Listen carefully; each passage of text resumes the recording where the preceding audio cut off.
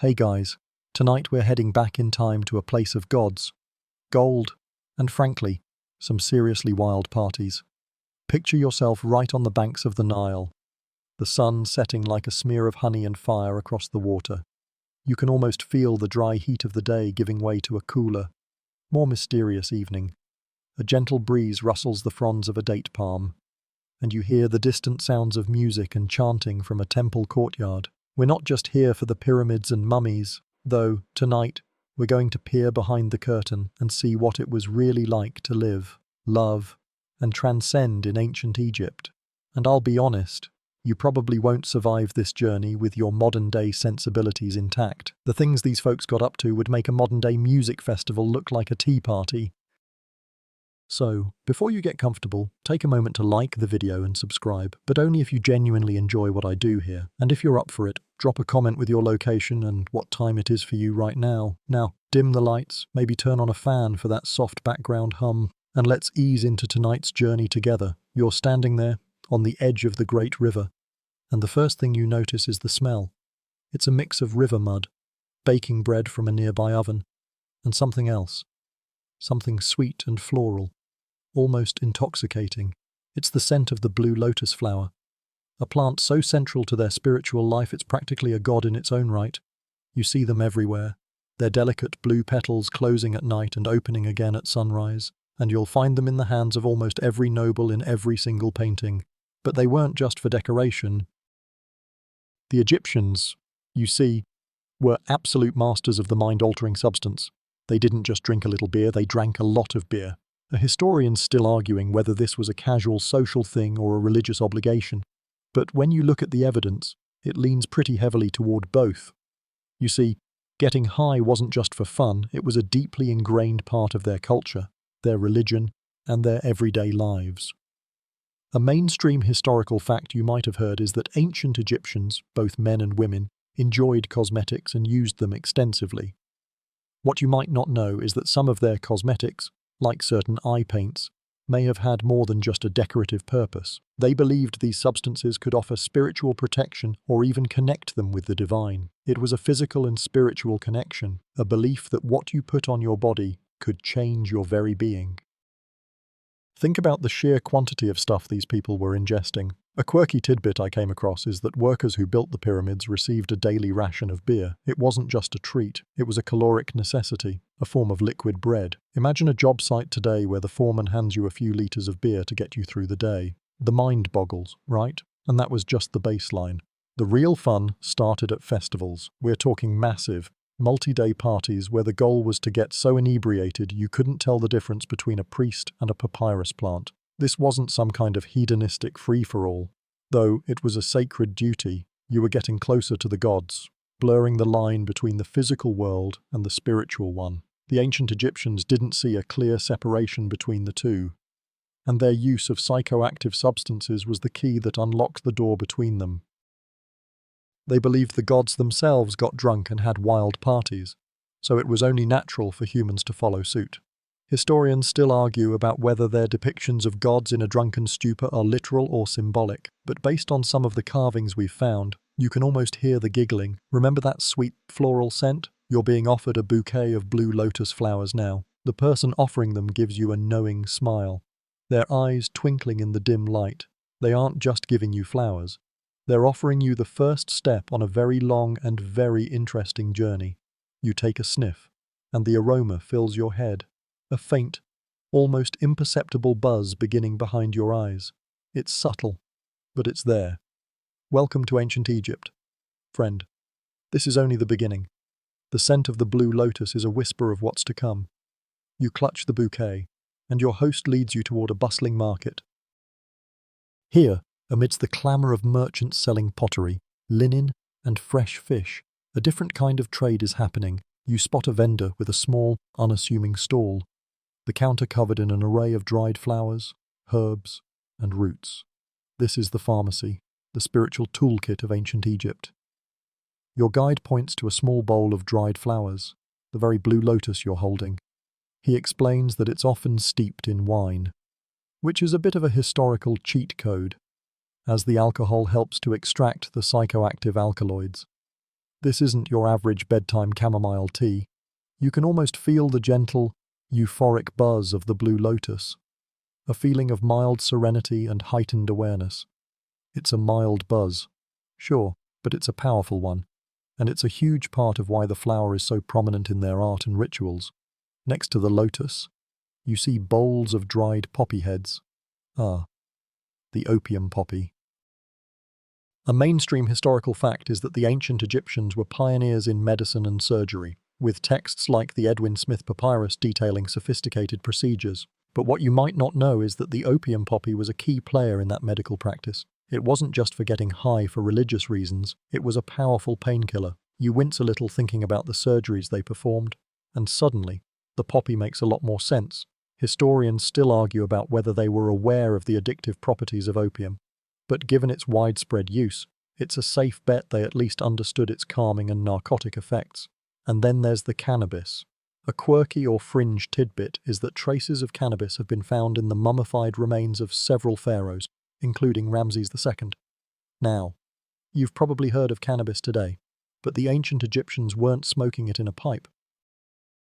They likely used it in tinctures, salves, or burned it as incense. It was a plant with a dual purpose, a medicine for a variety of ailments, and a ritual substance to aid in spiritual journeys. It was a sacred plant, and its use was often associated with rites for the dead or rituals for healing. You can imagine a priest, surrounded by the fragrant smoke of burning cannabis, entering a trance-like state to communicate with the gods. It's a far cry from a modern-day smoke session. They weren't just looking for a good time, they were looking for divine guidance. But the real heavyweight, the true king of ancient Egyptian intoxication, was something much more mundane. Beer. It's the reason we're here. After all, the Egyptians didn't just drink beer, they lived and breathed it. It was a staple food, a form of currency, and a ritual offering. They brewed it thick and nutritious, often with a low alcohol content. You see a woman at a nearby stall ladling a thick, almost porridge-like liquid into clay jars. That's the good stuff. It's a bit gritty, a bit sweet, and just alcoholic enough to take the edge off a hard day of pyramid building. And then you realize, they didn't just get high on the good stuff, they got high on the daily bread. Imagine your daily diet consisting of beer. That's a level of commitment to intoxication you can't even fathom. The thought makes you a little dizzy. You watch the woman ladle the beer, and a sudden, soft-bellied rumble in your own stomach makes you realize how far you've traveled from the land of sterile, mass-produced drinks. The air here, in this market, is thick with the promise of more than just a simple meal. It's an invitation to a different kind of reality. A reality where the line between food and feeling good is blurry at best. You are getting a crash course in the Egyptian pharmacopoeia, and you haven't even had your first sip yet, but you can already feel the pull, the subtle promise of a world beyond the one you thought you knew. And you know, deep down, that you're just at the beginning. You're standing in the market, the air thick with the promise of more than just a simple meal, and your journey into the Egyptian high continues. Your guide gestures towards a large, bustling temple complex in the distance. The sounds of music, chanting, and a great, joyful din wash over you. This, he explains, is where the everyday intoxication gives way to the truly magnificent, the religious festival. You might have heard of some of them, like the Opet festival. A mainstream historical fact is that this was a massive annual procession where the statues of the gods Amun, Mut, and Khonsu were carried from the Karnak temple to the Luxor temple, a journey of over a mile, accompanied by a parade of priests, officials, and the common people. But what you probably didn't know is that this wasn't just a solemn procession. It was an excuse for a days-long, river-based party. The people would follow the barges, cheering, singing, and, most importantly, drinking. The festival was so big and so important that getting drunk wasn't just tolerated, it was a form of worship. You can almost feel the press of the crowd, the joyous energy, the shared sense of purpose. Imagine the sheer scale of it, thousands upon thousands of people, all unified by their love for their gods and their love for a good brew. This wasn't some quiet, reflective religious experience. This was a spectacle. a sensory overload. Historians still argue about whether the drunkenness was a literal command from the gods or a cultural practice that evolved over time. But when you look at the sheer amount of beer and wine that must have been consumed, it's hard to imagine it wasn't a central part of the experience. The aim was to get so drunk that your earthly troubles melted away, leaving you open to a divine connection. It was a kind of spiritual reset button. A quirky tidbit I came across is that the ancient Egyptians had a goddess of drunkenness, a lioness deity named Sekhmet. Wait, scratch that. It was Hathor, but we'll get to Sekhmet in a minute. She was the goddess of love, music, dance, and all things joyful, and she was deeply associated with inebriation. The festivals in her honor were renowned for their celebratory excess. Your guide leads you away from the market and toward a quieter path, explaining that the true drunkenness of the festival wasn't just about the quantity of alcohol, it was also about the quality. While the everyday beer was thick and nutritious, the festival beer was often flavored with things like dates and pomegranate, making it sweeter and stronger. And then there was the wine. The Egyptians were surprisingly good vintners, and the wine was the drink of the elite, the rich, and the priests. It was reserved for special occasions and religious rituals, and the festivals were the most special of all. You can imagine the scene, a high priest, dressed in pristine white linen, drinking a goblet of wine infused with blue lotus. The combination of the alcohol and the plant would have created a deep, euphoric, and otherworldly state. The music grows louder now, and you can make out the sounds of flutes, harps, and drums. The rhythm is hypnotic, pulling you forward. You remember that crocodile dung sunscreen from our last chat? Well, thankfully you don't need any of that for this part of the journey. The air is cool, the evening breeze a welcome relief from the day's heat. The festival is a microcosm of Egyptian society, a place where the gods and humans could meet in a shared state of altered consciousness. It was a time to let go of your worries, to celebrate the bounty of the Nile, and to lose yourself in the rhythms of the universe. And in the midst of it all, you understand something profound. For the ancient Egyptians, getting higher wasn't a vice, it was a virtue. The music of the festival is calling to you, a hypnotic pulse that seems to emanate from the very heart of the temple. Your guide leads you closer, and you notice the rhythmic clapping and the deep thrum of drums, all building to a crescendo. It's a symphony of sound that seems designed to break down your mental walls. This, he explains, is the very essence of divine inebriation and ritual. For the ancient Egyptians, getting drunk wasn't just a social activity, it was a form of prayer, a way to shed the mundane and approach the sacred. They believed that in a state of altered consciousness, they could connect directly with their gods. A mainstream historical fact is that the ancient Egyptians believed their gods had very human-like personalities, complete with emotions and appetites. They had arguments, fell in love, and got drunk. What you might not know is that the Egyptians took this a step further, believing that by imitating their gods' behavior, including their love of feasting and drinking, they were honoring them. The gods, in turn, would bless them with good harvests, fertility, and peace.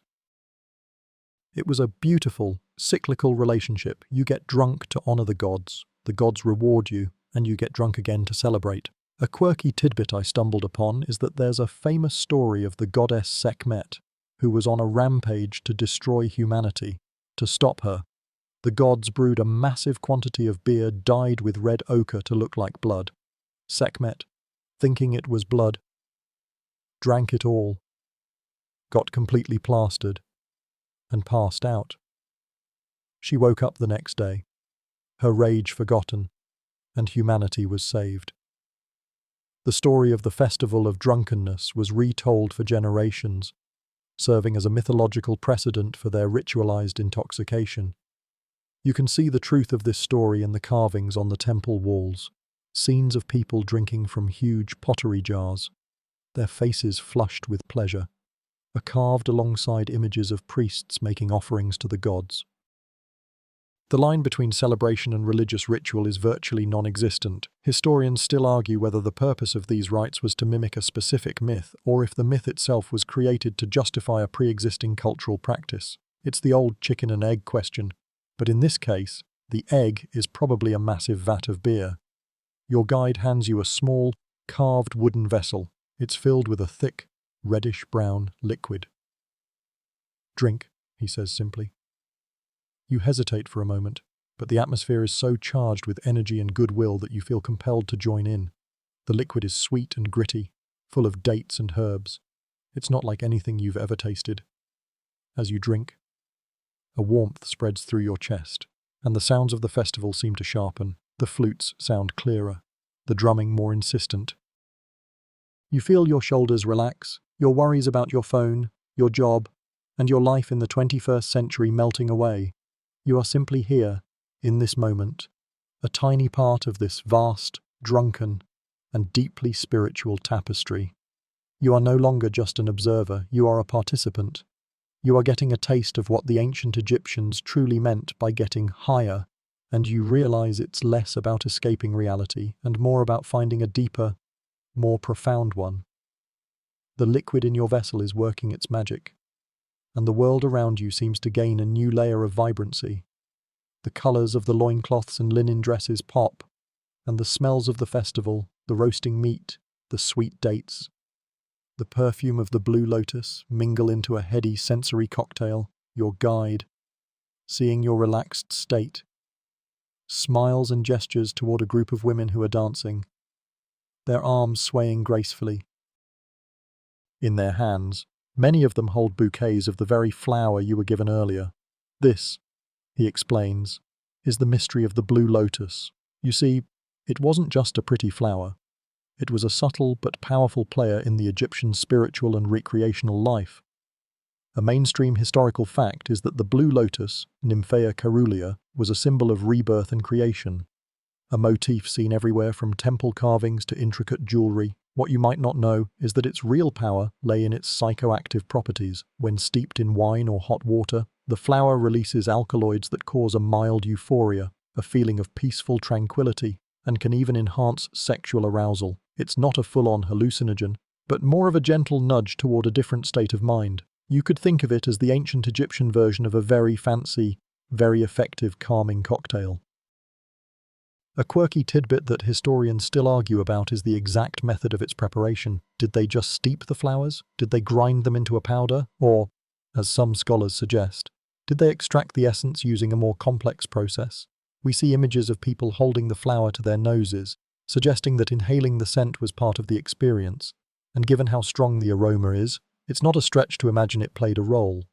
The point is, they were actively trying to get a specific effect. They weren't just smelling the flowers to be polite. The blue lotus was the elegant, refined counterpart to the boisterous drunkenness of beer and wine. It was a more personal, introspective experience. You can see it now in the faces of the dancers. Their eyes are half closed, a serene smile on their lips. They're not just moving to the music, they're swaying to an internal rhythm, a pulse that only they can feel.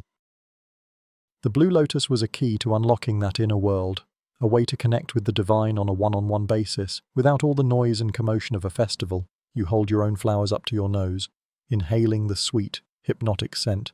You remember that sweet, floral scent from the market? It's here too, in the temple courtyard, mingling with the incense and the smells of the food. It's a reminder that even in the midst of a huge, public party, there was a private, deeply personal journey happening. The Egyptians were masters of balance, and the blue lotus was a perfect example of that. It offered a gentle, introspective high that complemented the loud, communal one. Historians still argue whether the blue lotus was used exclusively by the elite or if it was widely available to everyone. Given its prevalence in both high-end and more common art, it's likely it was accessible to most people, though perhaps in varying degrees of potency. And you realize something else.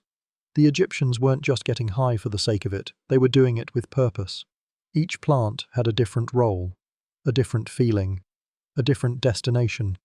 The blue lotus was the path to serenity, the key to unlocking a more peaceful inner state. And as you watch the dancers, you feel yourself slipping into that same state. A calm and quiet joy washing over you. It's a feeling of being present, of being here, right now, in this ancient and magical place.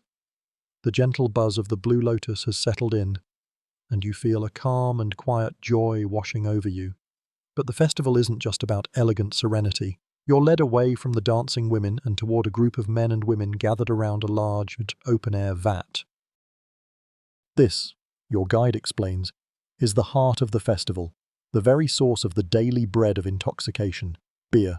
It might not sound glamorous, but for the ancient Egyptians, beer was everything. It was food, drink, medicine, and social glue all rolled into one. A mainstream historical fact is that beer was so central to Egyptian life that it was used to pay the wages of the workers who built the pyramids. What you might not know is that this wasn't just a nice perk, it was a vital part of their diet. The beer was thick, sweet, and nutritious, often with a low alcohol content. It was made from barley, and because of the way it was brewed, it contained a lot of nutrients and calories. This meant that a worker's daily ration of several litres of beer was a major part of their caloric intake, essentially a form of liquid bread. You see a man take a long, satisfying drink from a large clay jar, and he wipes his mouth with the back of his hand, a look of pure contentment on his face. A quirky tidbit that would be a nightmare for a modern-day health inspector is that the Egyptians often didn't filter their beer. This meant that each cup was full of leftover barley husks and other bits. They would often drink it through a reed or a straw to avoid the gritty bits at the bottom. You can picture a group of workers after a long, hard day, all sitting around a communal jar, each one with their own straw, sharing a drink and swapping stories. It's a very different kind of happy hour, one that's less about getting absolutely plastered and more about simple sustenance and camaraderie. Historians still argue about whether the average Egyptian's beer was alcoholic enough to cause intoxication, but most scholars agree that while the daily brew was likely low in alcohol, the beer served at festivals and special occasions was probably much stronger. They would often add dates, honey, and other fermented fruits to increase the sugar content, which, in turn, would produce more alcohol. It was a tiered system of intoxication, from the mild buzz of the daily beer to the glorious stupor of the festival brew. You're offered a taste of the festival beer, and you take a cautious sip. It's thick, sweet, and has a fruity aftertaste. It's nothing like the clear, crisp lagers you're used to. It's more like a cross between a smoothie and a beer, with a bit of a kick. The warmth you felt from the Blue Lotus is now accompanied by a slightly heavier, more grounded buzz. You can feel your own shoulders relax even more, and you can understand why this was such a central part of their social lives. It was a way to unwind, to connect with your neighbours, and to forget about the hardships of daily life. Your guide raises his own cup in a toast, and you instinctively do the same. To the Nile, he says, and to the beer that she provides.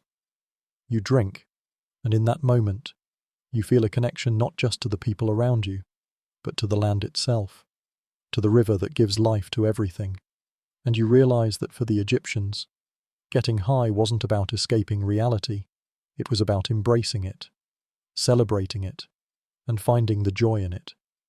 One gritty, delicious sip at a time, the gritty, sweet taste of the festival beer still lingers on your tongue, a tangible link to the people celebrating around you. But the journey into Egyptian intoxication isn't just about what the living consumed. The dead had their own needs, their own provisions for the afterlife. Your guide leads you away from the raucous festival and toward a quieter, more somber place, the necropolis. This is where the story of Tutankhamun's wine truly begins. You've heard of the Boy King, of course. A mainstream historical fact is that his tomb was discovered in 1922, an astonishingly intact treasure trove of gold, jewels, and priceless artifacts. What you might not know is that amongst all that spectacular wealth, archaeologists found something much more mundane, but just as revealing: dozens of clay amphorae, or jars, that were once filled with wine. Imagine the moment of discovery: the flickering light of a candle dancing across the gold-leafed shrines, the silent figures of the gods, and in a forgotten corner, a row of simple clay jars. Each one was a time capsule. A quirky tidbit is that many of the jars had labels written on them, detailing the year of the vintage, the region the wine came from, and even the name of the winemaker. It's a wine snob's dream, a pristine record of ancient enology. The inscriptions show that Tutankhamun enjoyed a variety of wines, from sweet red wines from the Nile Delta to more robust vintages from the Western Oasis. He was a connoisseur, it seems, even in death. This discovery is a goldmine for historians. It tells us so much more than just what the king drank. It tells us about the Egyptian economy, about their trade routes, about the agricultural sophistication needed to produce and transport wine. It shows that wine was a highly valued commodity, a symbol of wealth and status. It was a drink of the elite, a pleasure reserved for the most powerful in the land. Historians still argue whether the wine was placed in the tomb as a genuine provision for the afterlife, or if it was simply a ritual offering, a symbolic gesture of wealth and power. But given the sheer quantity of it, it's hard to believe it wasn't meant for a king's eternal enjoyment. You feel a sense of reverence as you walk past the imagined tomb, a sense of awe at the details these people cared about. They believed that the afterlife was a continuation of this one, just a little bit better. The king would need his beer, his bread, his gold, and yes, his wine.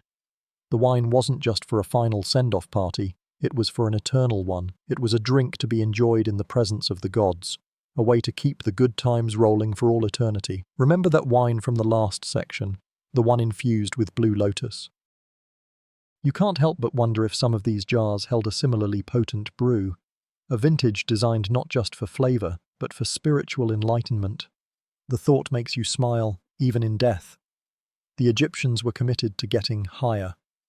The journey to the afterlife was the ultimate trip, a voyage into a new realm of existence, and they weren't going to go on it sober. You can almost see the ghosts of the pharaoh and his court, raising their glasses in a toast, celebrating their eternal existence, one delicious, ancient vintage at a time. The discovery of the wine jars in Tutankhamun's tomb is a testament to the fact that for the Egyptians, intoxication wasn't a sin, it was a sacred, joyful, and eternal part of life. The thought of Tutankhamun toasting his eternal life with ancient vintage wine makes you feel a certain kind of kinship with the boy king. But your guide's next destination is a stark reminder that not all of the Egyptians' mind-altering substances were as benign as beer or as subtly euphoric as blue lotus. He leads you away from the tombs and into a shadowy, less travelled part of the city, a place of dusty herbs and strange, pungent smells. This is where the more esoteric and poisonous plants and dangerous rituals were practiced. The air grows heavy, and you feel a prickle of unease on the back of your neck. A mainstream historical fact is that the ancient Egyptians were pioneers in the study of medicinal plants and herbs.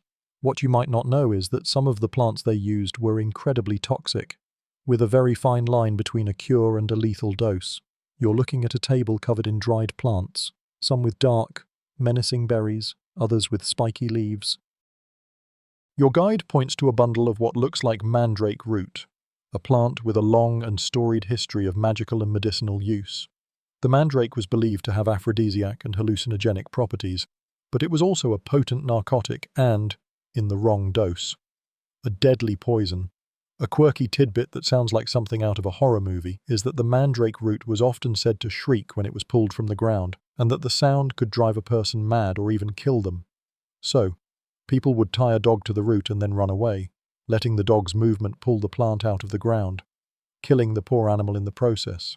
It's a grisly thought, and it speaks to the reverence and fear with which these plants were regarded. It wasn't just about getting high, it was about tapping into a power that was both sacred and terrifying. The use of these plants was not for the common person, and it certainly wasn't for a party. These were the tools of priests, magicians, and healers, the ones who knew the secrets of the plant world and who understood the precise dosages needed to bring about a desired effect. Historians still argue about the extent of their knowledge and whether they truly understood the chemical properties of these plants or if they were working on a trial-and-error basis. But given the sophisticated nature of their medical texts, it's a safe bet they knew exactly what they were doing. They were chemists and botanists as much as they were priests and magicians. Your guide holds up a small, dark seed, and you instinctively recoil. He explains that this is the seed of the henbane plant, another powerful narcotic and hallucinogen. It was used in rituals to induce a trance-like state, a deep sleep that was believed to be a journey into the spirit world, but too much. And it was a permanent journey. The line between spiritual transcendence and death was razor thin, and it required a steady hand and a deep knowledge of the craft. You feel a new respect for the priests and healers who worked with these dangerous substances. They weren't just putting on a show, they were playing with fire, walking the line between life and death to serve their community and their gods. This was the darker side of ancient Egyptian intoxication, a side that was less about joyous celebration and more about dangerous, high-stakes spiritual exploration. And as you walk away from the shadowy market, you feel a renewed sense of caution, a realization that not all highs are created equal. Some, it seems, come with a very steep price. The chill of the necropolis still lingers, a sobering reminder of the thin line between spiritual transcendence and the final journey. Your guide leads you back toward the light, toward a magnificent temple whose pylons reach for the sky. This is a place where the dangerous knowledge of the previous section was put to use, a place where the priests were not just religious leaders but also powerful intermediaries, or shaman, for the ancient Egyptians. The priests weren't just guys in a fancy outfit who stood in front of a statue, they were the navigators of the spiritual world, and their tools included the very substances you just learned about. A mainstream historical fact is that Egyptian priests underwent years of rigorous training, learning not only about ritual and prayer but also about astronomy, mathematics, and medicine.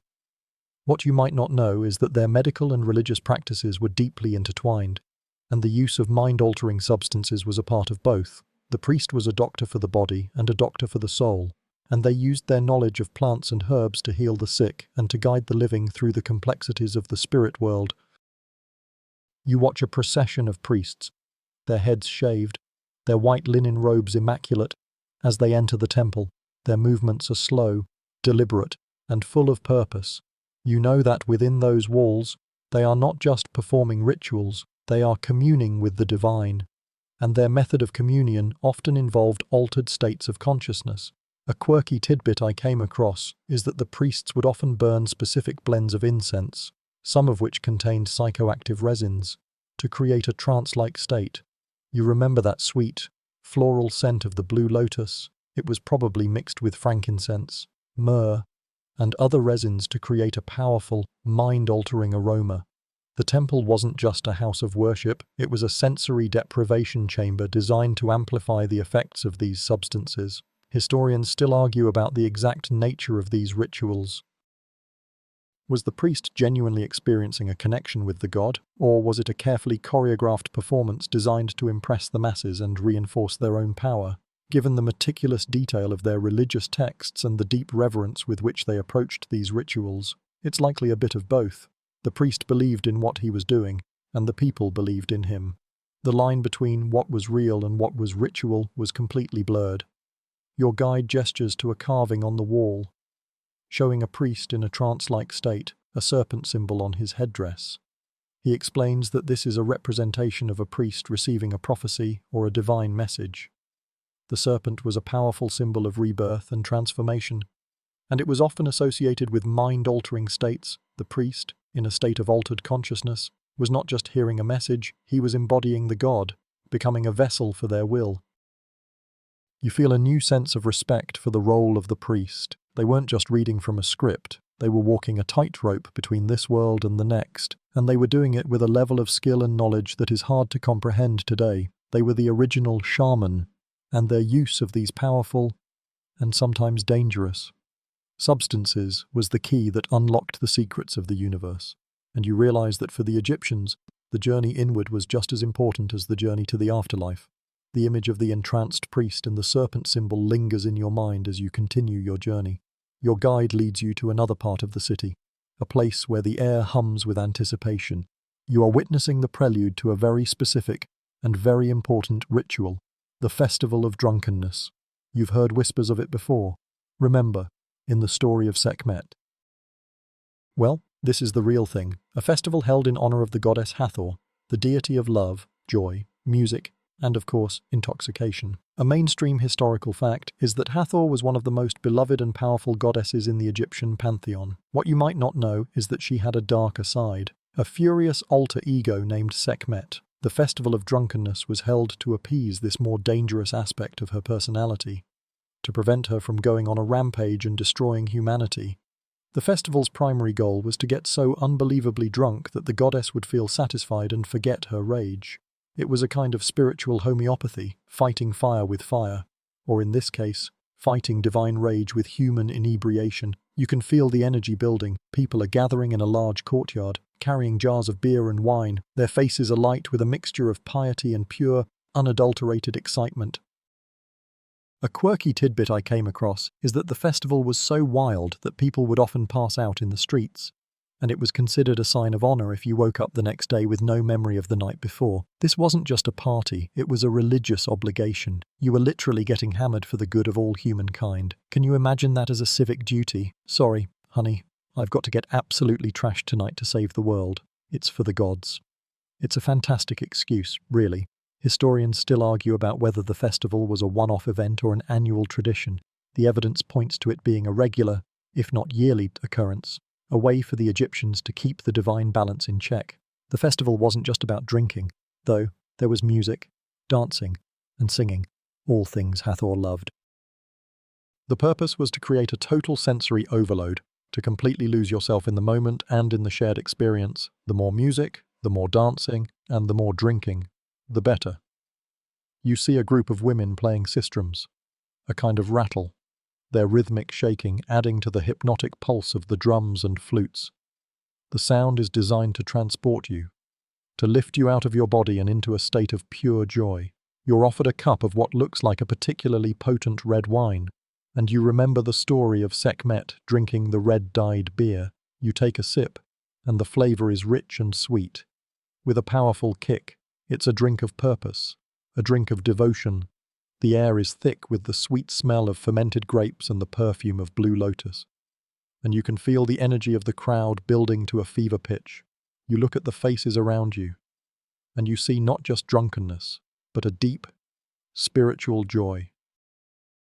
It's a shared hallucination, a collective prayer, and you realize that for the Egyptians, intoxication wasn't just a physical state, it was a magical one. A key that unlocked a deeper, more profound connection to the cosmos. The rhythmic shaking of the sistrums and the sweet, potent taste of the wine have settled in, leaving you in a state of tranquil euphoria.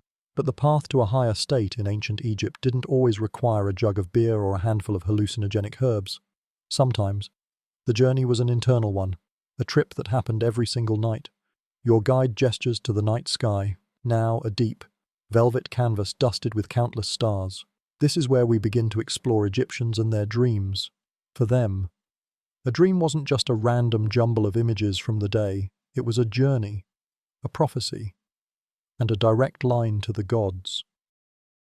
A mainstream historical fact is that the ancient Egyptians kept detailed dream diaries, with some papyri even serving as dream interpretation guides. What you might not know is that these dream books weren't just for fun, they were serious business. A dream could foretell a victory in battle, warn of an impending disaster, or offer a divine solution to a problem.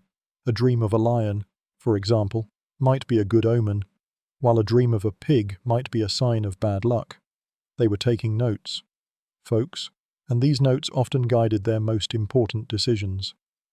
A quirky tidbit that will really make you reconsider your own slumber is that the Egyptians often engaged in a practice called incubation. They would go to a specific temple, often one dedicated to a god of healing like Serapis, and sleep there overnight. The idea was that the god would visit them in their dreams and offer them a cure for their illness or an answer to their prayers. You can imagine a person, sick and desperate, lying on the cold stone floor of a temple, their mind focused on their desire, hoping for a visit from a deity. It's a powerful and deeply personal kind of spiritual practice, one that relied on the mind's own ability to create its own reality. Historians still argue about the role that substances played in these dream practices. Did they use certain herbs or incense to induce a more vivid or prophetic dream state? Given their deep knowledge of psychoactive plants, it's a safe bet they did.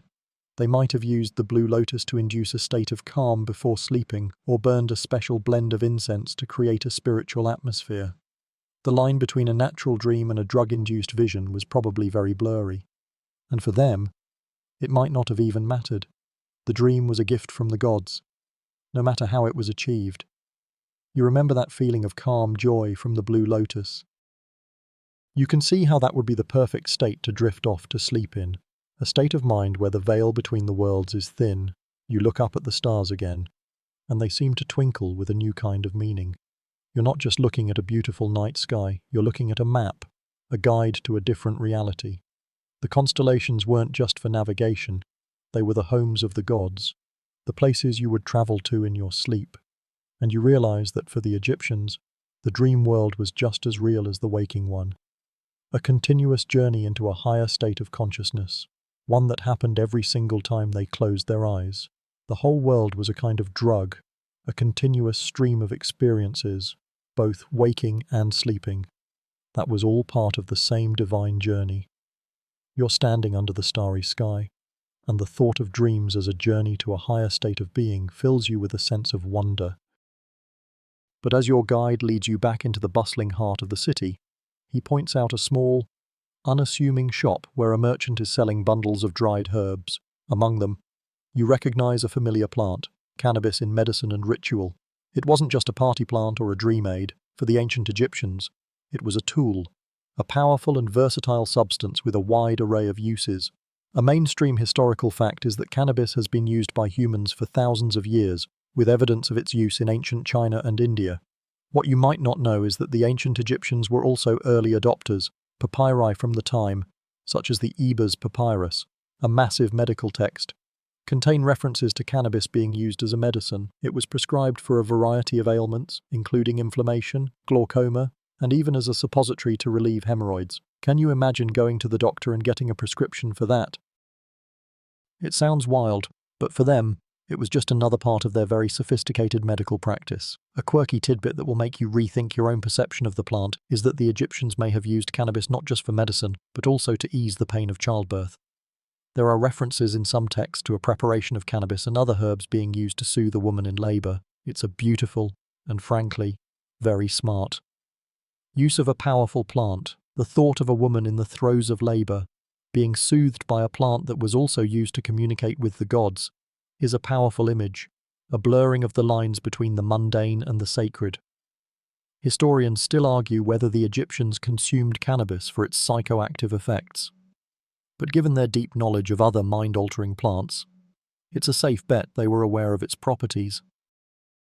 They probably used it in rituals to induce a trance-like state, a state of mind where the veil between the worlds was thin.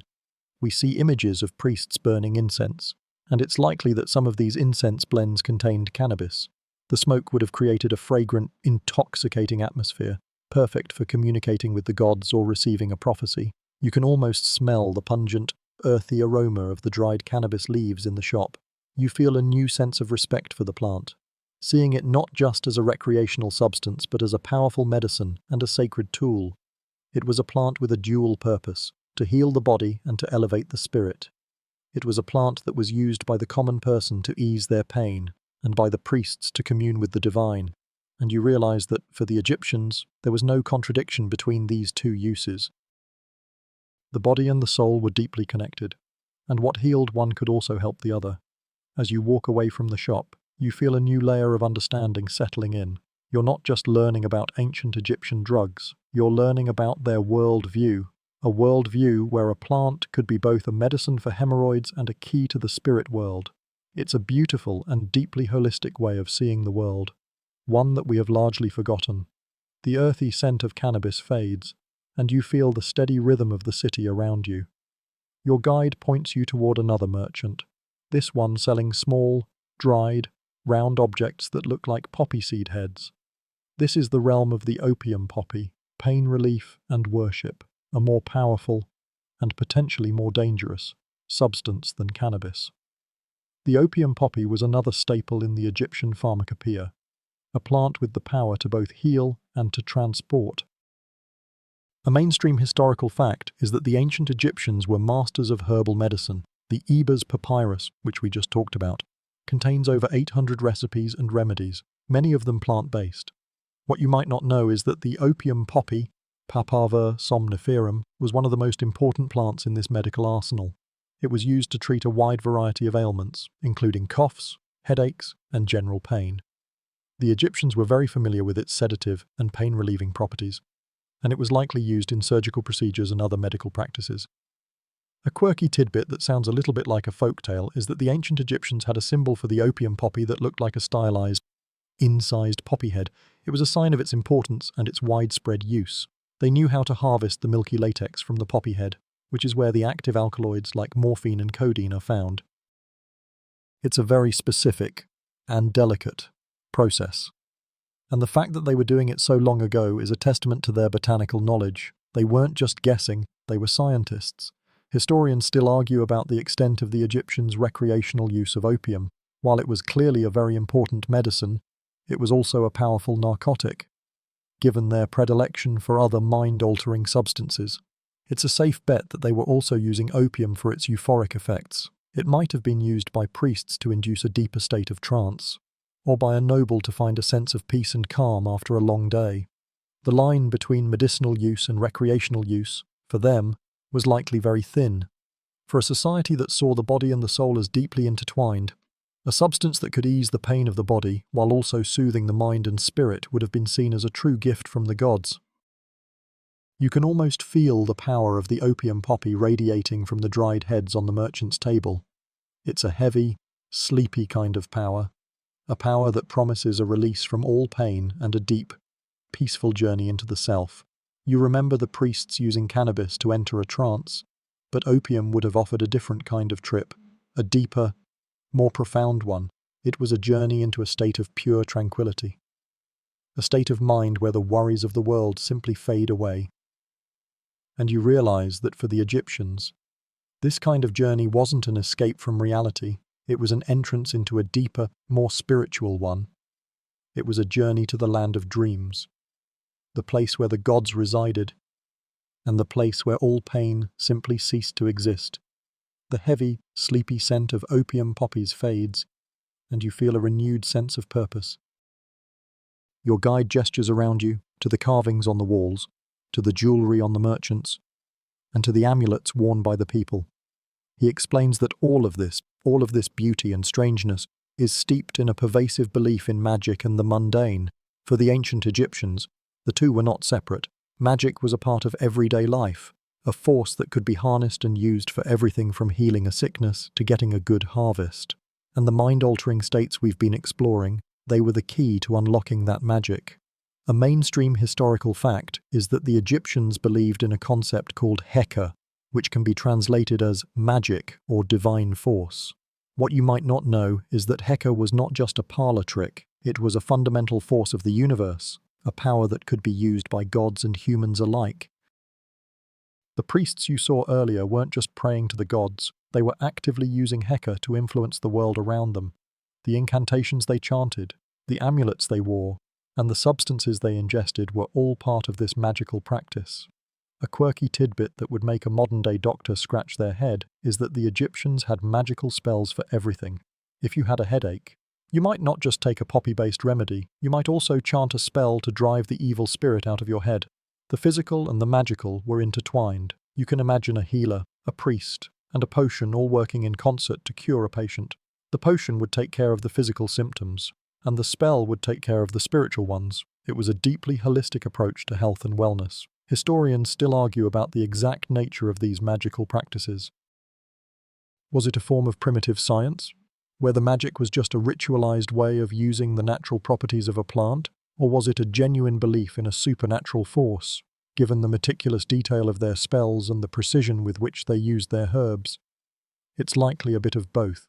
The Egyptians understood the natural world, but they also believed in a world beyond it, a world of gods, demons, and spirits that could be influenced by human action. The mind-altering substances were the bridge between these two worlds, the euphoria of the blue lotus, the trance of the cannabis, and the profound peace of the opium poppy weren't just feelings, they were messages. They were a way for the gods to speak to them, and a way for them to speak to the gods.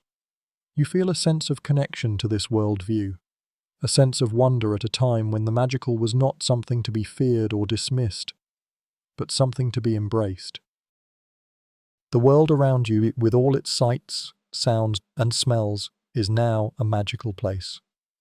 The beer you drank wasn't just beer, it was a connection to Hathor.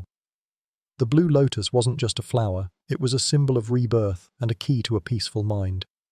And the mandrake root wasn't just a poison, it was a tool for those brave enough to walk the line between life and death. You realize that for the Egyptians, getting higher wasn't a choice, it was a calling. It was a way to participate in the great, magical drama of the universe. And you're now a small part of that drama, walking in their footsteps, seeing the world through their eyes. The feeling of magic is all around you, a sense that the world is more than it appears. Your guide leads you into a small building filled with shelves, clay pots, and bundles of dried herbs hanging from the ceiling. This, he explains, is an ancient Egyptian apothecary, or pharmacy. We are taking a tour through Egyptian pharmacies, where the line between medicine and magic was non-existent. For them, a pharmacy was a place of healing, but also a place of ritual and transformation. A mainstream historical fact is that the ancient Egyptians had a very sophisticated understanding of medicine and anatomy.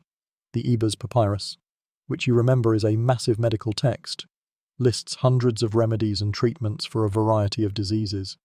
What you might not know is that many of these remedies were incredibly complex, involving a number of ingredients, some of them sourced from exotic lands. They weren't just mixing herbs, they were creating elaborate concoctions, a testament to their knowledge of chemistry and botany. A quirky tidbit that would make a modern-day pharmacist faint is that some of their recipes included truly bizarre ingredients. We're talking about things like crocodile dung, bat's blood, and the fat of a snake. These ingredients weren't just for shock value, they were believed to have magical properties, a kind of sympathetic magic, where an animal's attributes could be transferred to the patient. Crocodile dung, for example, might have been used to ward off evil spirits, while the fat of a snake might have been used to treat skin conditions. It's a beautiful, and frankly is a bit gross, example of how their worldview was woven into their medicine.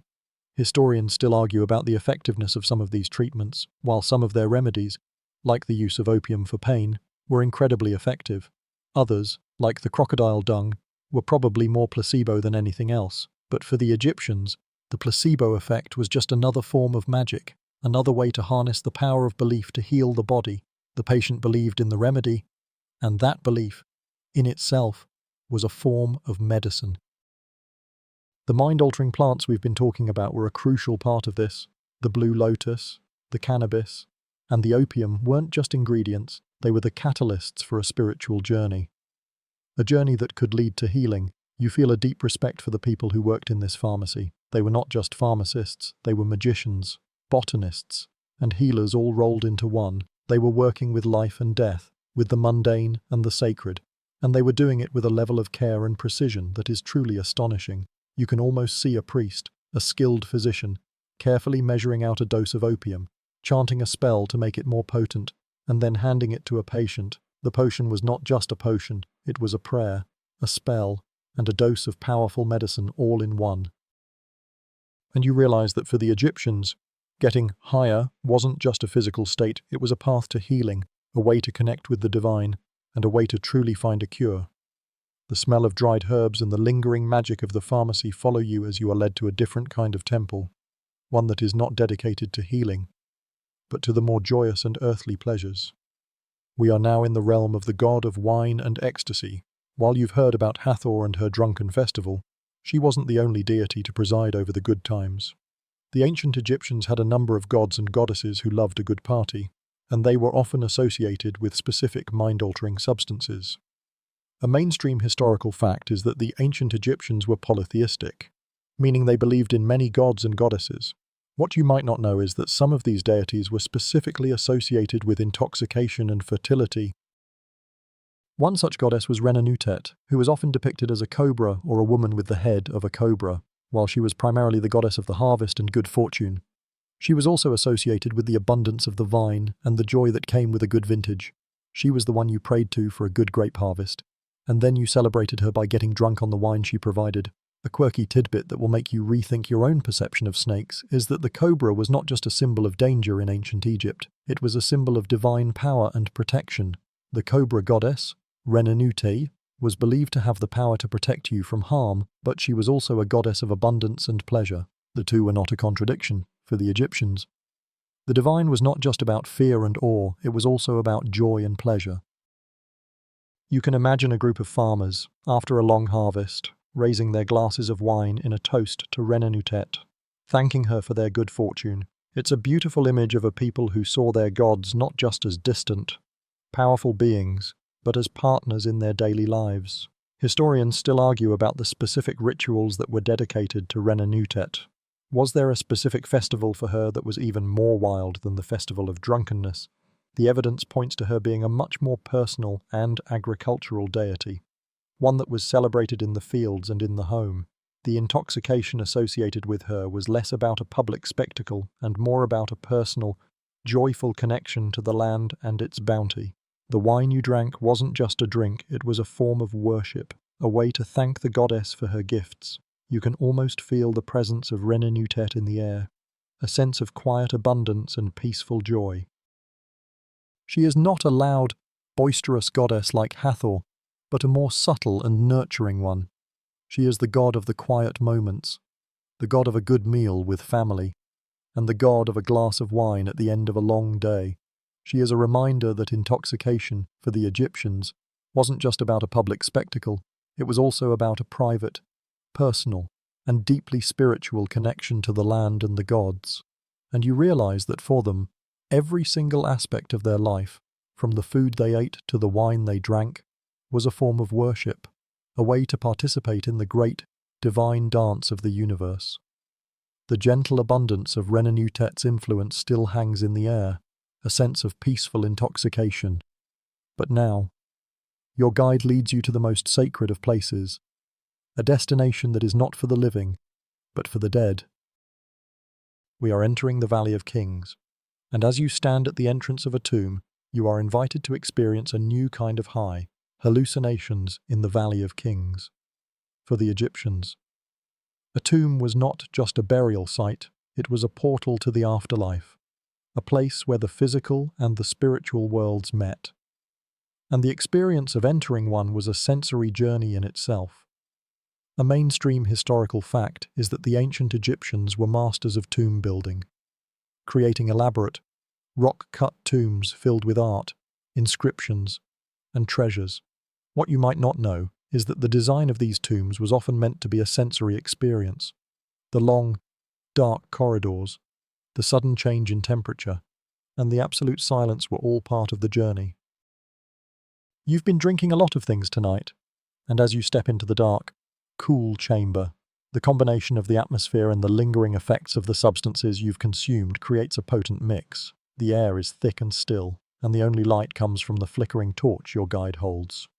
The shadows dance and stretch, turning the painted carvings on the wall into moving figures. A quirky tidbit that will really make you question your own senses is that the pigments used to paint the tomb walls, many of them mineral-based, often contained trace amounts of substances that could be subtly psychoactive. Think about the lead-based pigments, the cinnabar, and the malachite, in the close, unventilated space of a tomb. With the heat of the torches, the dust from these pigments could become airborne. It's a bit of a fringe theory, but you can imagine a priest, a high official, or even a tomb robber, spending hours in this space, inhaling the air, and slowly beginning to hallucinate. The images on the wall, which were already meant to be a guide to the afterlife, would have started to come alive, a kind of waking dream. Historians still argue about the intentionality of this. Was the tomb designed to be a psychedelic experience, a way to prepare the soul for the afterlife, or was it an unintended side effect of the pigments and the atmosphere? Given the Egyptians' meticulous attention to detail and their deep understanding of plants and minerals, it's a safe bet that they were at least aware of the effects. The tomb was a place of transformation, and a hallucinatory experience would have only added to the feeling of stepping from one world into the next. You can almost feel the air growing heavier, the shadows deeper. The carvings on the wall are no longer just pictures, they are living, breathing scenes. You see a figure with the head of a hawk, and for a moment, you could swear his eyes follow you. You see a procession of boats, and you can almost hear the lapping of the water. This is the ultimate high, a high that is not just in your mind but is reflected in the very walls around you. It's a journey into a different reality, a journey that was meant to be taken with the gods and the dead as your guides. And you realize that for the Egyptians, the tomb was not just a place of death, it was a place of transformation, a place of magic, and a place where a person could take one last, incredible trip. The dancing shadows and the feeling of a waking dream in the tomb slowly recede as you emerge back into the hot Egyptian sun. The journey isn't over, though. Your guide points to a nearby temple wall where a carving depicts a very different scene: a person in a boat, a god figure standing at the bow, and a large jar being offered to the deceased. This is where we learn about brewing beer for the afterlife, for the Egyptians. The journey to the afterlife was a long and arduous one, and a person needed provisions, and what was more important than a good beer? A mainstream historical fact is that the ancient Egyptians believed that the afterlife, or the duat, was a continuation of this life, only better. You would still need to eat, drink, and work, and you would still have a social life. What you might not know is that this belief led them to put an incredible amount of effort into preparing for their death. The tomb wasn't just a place to store the body, it was a home, a pantry, and a bar for the eternal journey. They would fill the tombs with everything a person would need. From food and furniture to the one thing you couldn't live without, beer. A quirky tidbit that will make you rethink your own funeral plans is that they would often bury a person with miniature models of servants, brewers, and bakers. These models, called ushabtis, were believed to magically come to life in the afterlife and perform all the tasks a person would need. So, a wealthy person might be buried with a model brewer, whose only job was to magically brew beer for them for all eternity. It's a fantastic example of their magical worldview and their commitment to a good time, even after death. Imagine having your own personal, magical brewer for all of eternity. That's a high that never ends. Historians still argue about the exact purpose of these provisions. Was the beer in the tombs a symbolic offering, a kind of ritual gesture? Or did the Egyptians genuinely believe that the deceased would be able to consume the magical essence of the beer, given their belief in Heka, the magical force? It's a safe bet that they believed the beer would be magically reconstituted in the afterlife. The beer wasn't just a drink, it was a magical fuel, a source of sustenance and pleasure for the eternal journey. The beer you drank earlier, the thick, nutritious, and slightly gritty brew, was the very same kind of beer that was being brewed for the dead. It was a drink that connected the living and the dead, a drink that bridged the gap between this world and the next. You feel a new sense of peace and a kind of sleepy joy as you look at the carving on the wall, the idea of the afterlife as a place of rest, relaxation, and good beer is a beautiful one. The Egyptians didn't see death as an ending, they saw it as a new beginning, a journey to a new place where the party never stopped. And the beer, the source of their daily sustenance and their festival joy, was the one thing that was guaranteed to be with them for all of eternity. You realize that for them, the high didn't end with death, it was just getting started. The idea of an eternal party, fueled by an endless supply of magical beer, is a comforting one. But the journey to a higher state in ancient Egypt wasn't just about what you consumed, it was also about what you breathed. Your guide leads you away from the tombs and into a chamber within the temple, a space that is filled with a thick, fragrant smoke. The air is heavy with the scent of spices, resins, and flowers, a kind of perfume that seems to hum with a quiet energy. We are now in the realm of the healing power of incense. For the Egyptians, incense was more than just a way to make a room smell nice. It was a tool, a ritual object, and a way to communicate with the gods.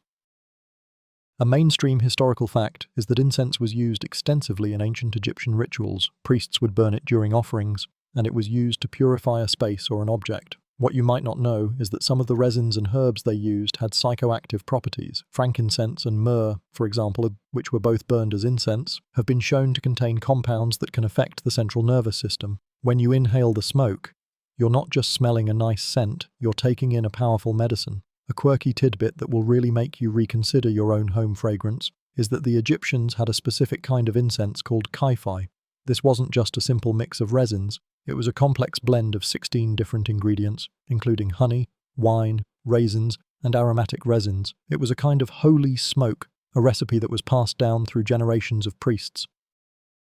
The smoke from the kaifi was believed to have calming and sedative properties, a kind of sleep aid that would help a person drift off to sleep and into the realm of prophetic dreams. You remember the Egyptians and their dream diaries? It's a safe bet that the kaifi was a major part of that practice. Historians still argue about the exact purpose of the incense. Was it a simple air freshener, a way to cover the smell of the blood from the animal sacrifices? Or was it a deliberate attempt to create a mind-altering atmosphere? Given their deep knowledge of plants and their reverence for the divine, it's likely a bit of both. The temple wasn't just a building, it was a sacred space, a kind of sensory chamber designed to amplify the effects of the rituals. The incense was a crucial part of that design, the sweet, Heady smoke would have filled the air, creating a feeling of peace, calm, and connection to the divine. You can almost feel your own senses sharpening, the world around you becoming more vivid and more real. The air is thick with the scent of the incense, and you can feel your mind growing quiet, your worries melting away. You feel a deep sense of peace, a feeling of being present in this moment, in this ancient and sacred space. The incense is not just a smell, it's a feeling, a journey, a kind of high that is both spiritual and physical.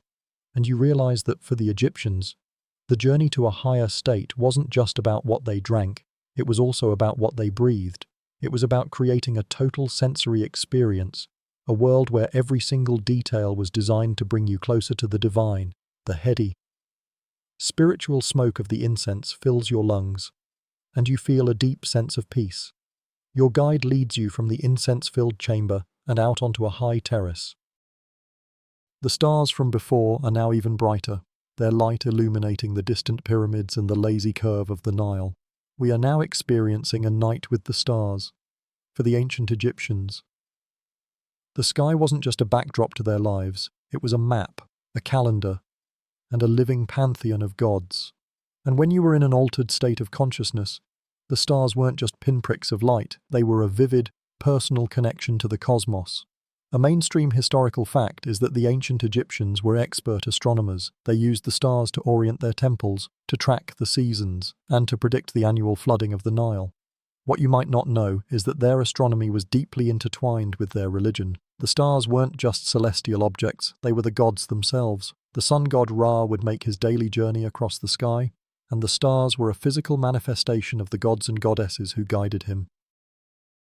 When you looked at the stars, you were looking at the faces of your deities. A quirky tidbit that will really make you reconsider your own night sky gazing is that the Egyptians believed that certain stars and constellations represented specific deities or mythical events. The constellation Orion, for example, was identified with the god Osiris, the god of the afterlife. When you saw Orion in the night sky, you weren't just seeing a pattern of stars, you were seeing the god of death and rebirth, a powerful and comforting presence. You remember the dream-filled journeys from before. It's a safe bet that when you were under the influence of an herb or incense, your dreams would take you on a journey to these very stars.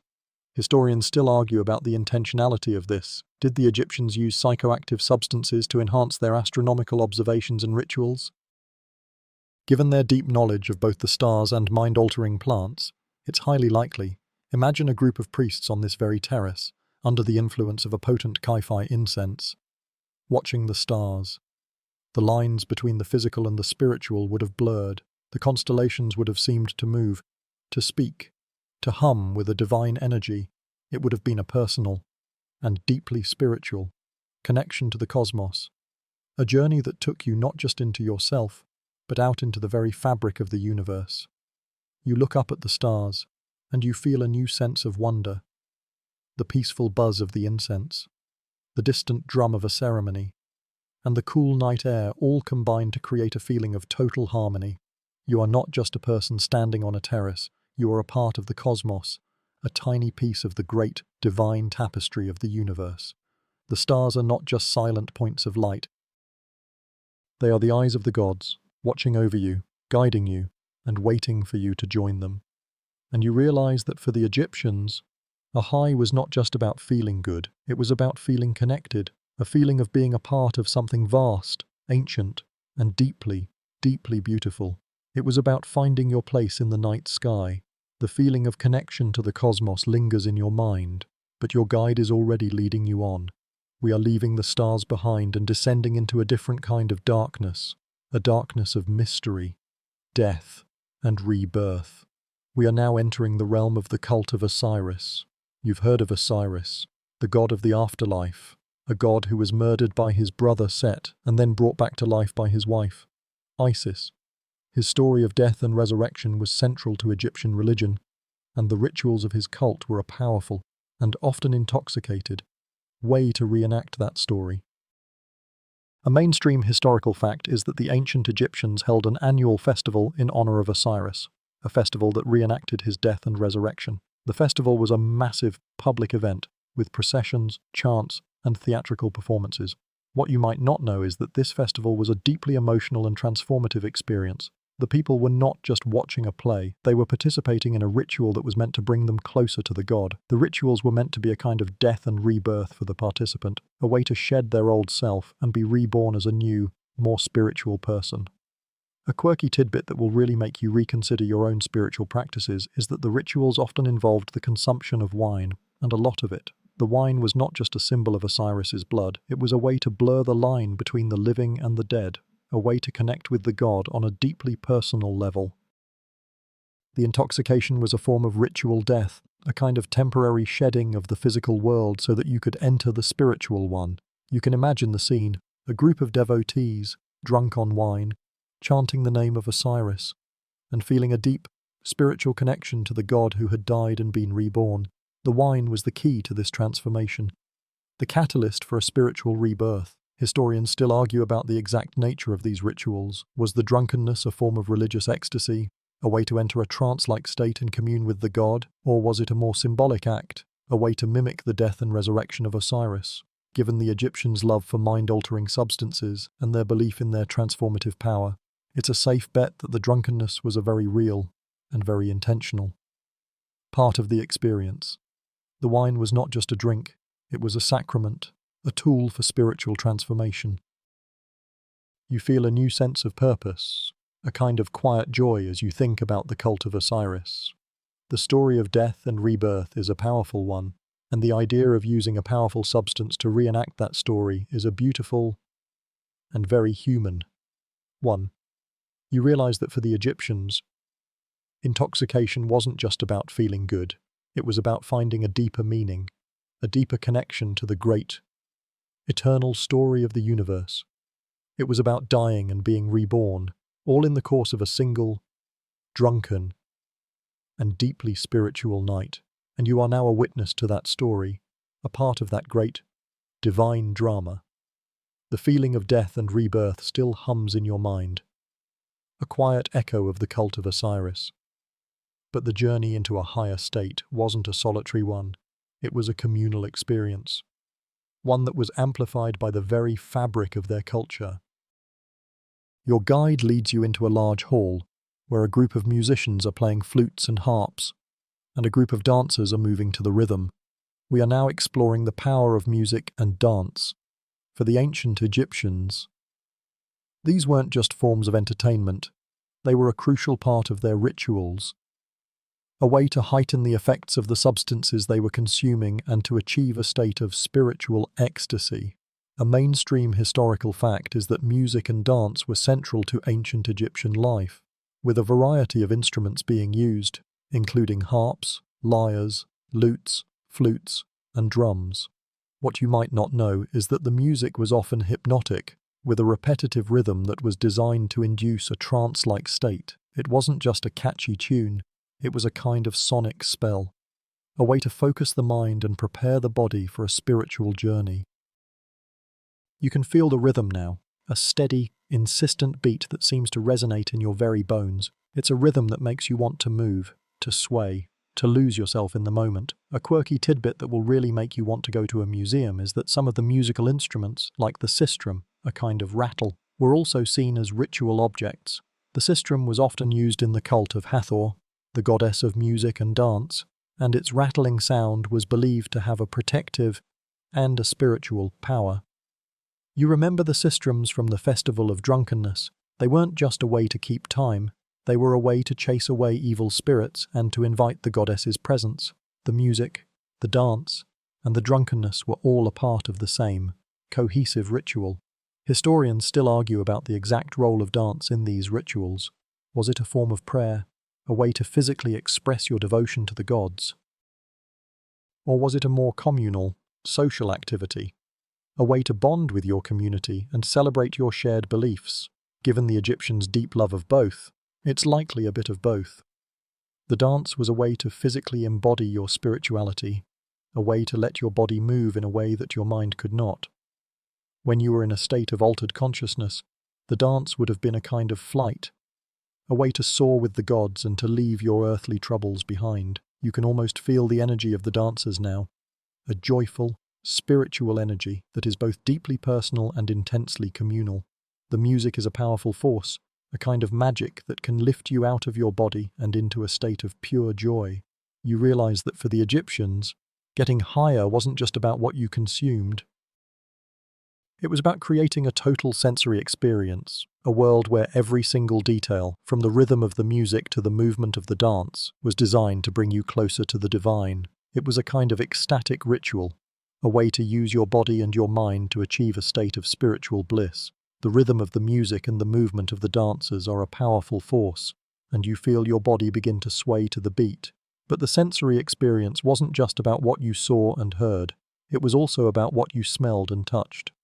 Your guide leads you away from the dancers and into a small room, where a woman is carefully mixing a number of fragrant oils and resins in a small bowl.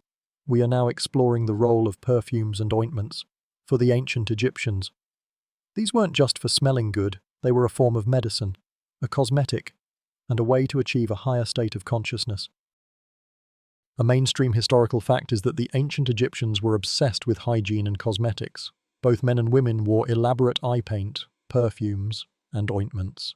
What you might not know is that many of these perfumes and ointments contained psychoactive substances. The blue lotus, which you remember was a source of euphoria and peace, was a key ingredient in many of their perfumes. The scent of the lotus was not just a pleasant aroma, it was a way to subtly alter your state of mind, to carry a little piece of the divine with you throughout your day. A quirky tidbit that would make a modern-day perfumer scratch their head is that the Egyptians believed that the scent of a perfume could be a form of magic. They believed that certain smells could ward off evil spirits, attract good luck, or even make you more attractive to the gods.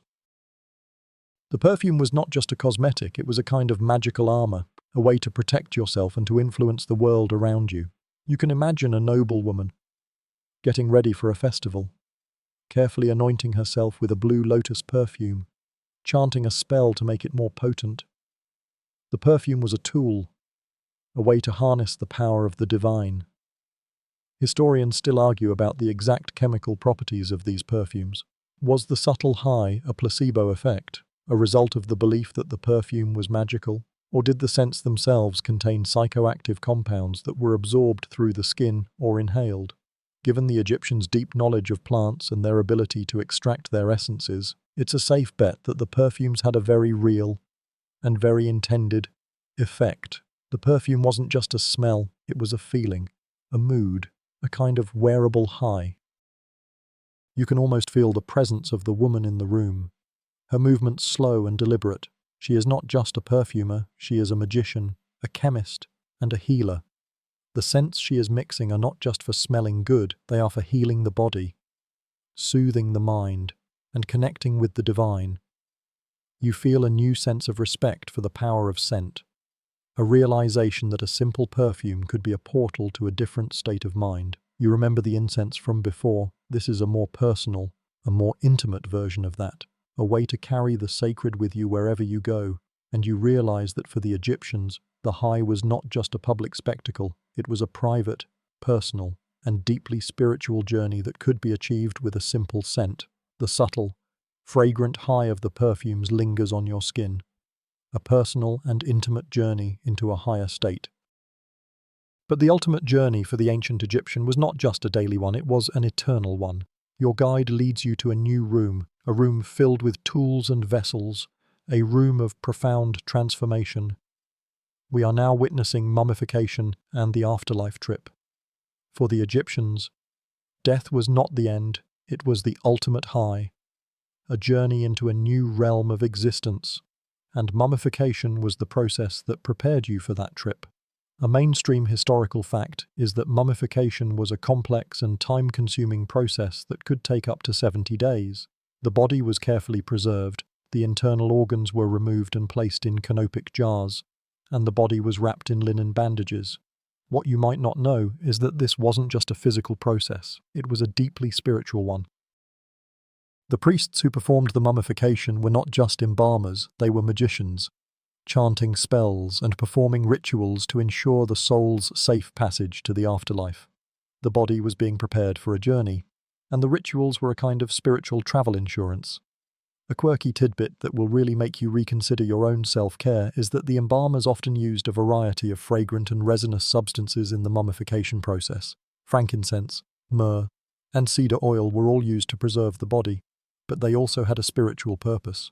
The scent of these resins was believed to be pleasing to the gods, a kind of perfume for the afterlife. The body was being anointed with a sacred, mind-altering substance, a kind of final high that would carry the soul to the next world. You remember the incense and the perfumes from before. This was the ultimate version of that. A total sensory experience that was meant to last for all eternity.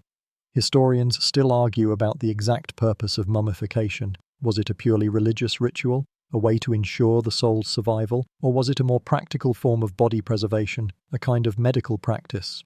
Given the Egyptians' deep belief in the afterlife and their obsession with ritual, it's safe to assume it was a bit of both. The body was being preserved so that the soul, or ka, would have a place to return to, a place to rest and recharge. The rituals and the resins were a way to ensure that the body was a fit vessel for the soul's eternal journey. You feel a new sense of reverence for the mummification process. It was not a ghoulish ritual, it was a beautiful and deeply spiritual one. It was a process of transformation, a way to turn a physical body into a magical one, a body that was ready for the ultimate journey. The embalmers were not just preparing a corpse, they were preparing a god, and the resins and the herbs they used were not just for preservation, they were for enlightenment, a kind of final, ultimate high that would carry the soul to the great, eternal party in the sky. And you realize that for the Egyptians, death wasn't the end of the high, it was just the beginning. The idea of mummification as a final, ultimate high is a powerful one. And it brings us to another part of the afterlife journey, the spells and incantations that guided the soul. Your guide leads you into a chamber lined with papyrus scrolls. Their hieroglyphs a mesmerizing dance of ancient knowledge. We are now delving into the Book of the Dead's hidden meaning. For the Egyptians, this wasn't just a book of instructions, it was a map, a guidebook, and a kind of psychedelic prompt for the ultimate trip. A mainstream historical fact is that the Book of the Dead is the modern name for a collection of spells and rituals that were placed in tombs to help the deceased navigate the afterlife. What you might not know is that many of these spells seem to describe a kind of visionary, out-of-body experience. They talk about the soul soaring through the sky, transforming into different animals, and meeting gods and goddesses in a vivid, otherworldly landscape. These aren't just poetic metaphors, they're detailed descriptions of a journey that sounds very similar to a drug-induced hallucination. A quirky tidbit that will really make you rethink the word spell is that the hieroglyphs themselves were believed to have a magical power. They weren't just a language, they were a form of Heka, a divine force that could influence the world around them. When a priest would chant a spell from the Book of the Dead, he wasn't just reading from a book, he was actively using magic to guide the soul. The words themselves were a form of magic, a kind of sonic high that could alter reality. You can imagine a priest, under the influence of an herb or incense, chanting a spell, and the hieroglyphs on the wall seeming to glow and come alive. The book was not just a book, it was a living, breathing guide to the afterlife. Historians still argue about the true meaning of some of the spells.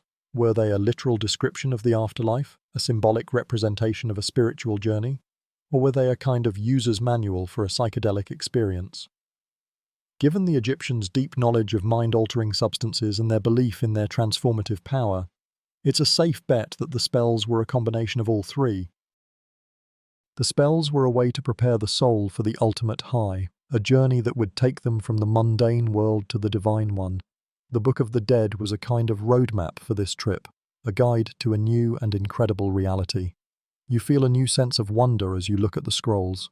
They are not just ancient texts, they are a form of technology, a way to hack your own reality and to find a deeper, more spiritual one. The spells are a kind of verbal drug, a way to alter your consciousness and to connect with the divine. And you realize that for the Egyptians, the journey to a higher state wasn't just a physical one, it was a mental one, a spiritual one, a journey that was guided by the very words they used. The Book of the Dead was the ultimate trip guide, and the spells were the ultimate high. The spells from the Book of the Dead have shown you that the high was not just for the body, but for the mind. But who got to experience this kind of spiritual journey? Was it for everyone? Your guide leads you away from the scrolls and into a bustling city street, a place where the rich and the poor rub shoulders. We are now exploring the social standing of drunkenness. For the ancient Egyptians, intoxication was not a classless pursuit. The way you got high and the reasons you got high were often a reflection of your place in society. A mainstream historical fact is that ancient Egyptian society was highly stratified, with a small number of pharaohs, nobles, and priests at the top, and a large number of farmers, labourers, and slaves at the bottom. What you might not know is that this class structure was reflected in their drinking habits. The poor drank beer, and lots of it. It was a staple food, a source of calories, and a way to take the edge off a hard day of work. It was a kind of communal high, a way to bond with your fellow workers and to forget about the hardships of your life. The beer was cheap, plentiful, and a part of their daily life. A quirky tidbit that would make a modern-day sommelier faint is that the elite drank wine. The wine was not just a drink, it was a status symbol. It was a drink of the rich, the powerful, and the priests. It was reserved for special occasions and religious rituals, and its consumption was a public display of wealth and power. You can imagine a noble sitting at a banquet, drinking a glass of wine from a beautiful goblet, while the workers outside drank from a communal jar. The two forms of intoxication were worlds apart, a reflection of the vast social gap between them. Historians still argue about the true meaning of this class-based intoxication. Was the beer of the poor a form of social control, a way to keep the masses docile and happy?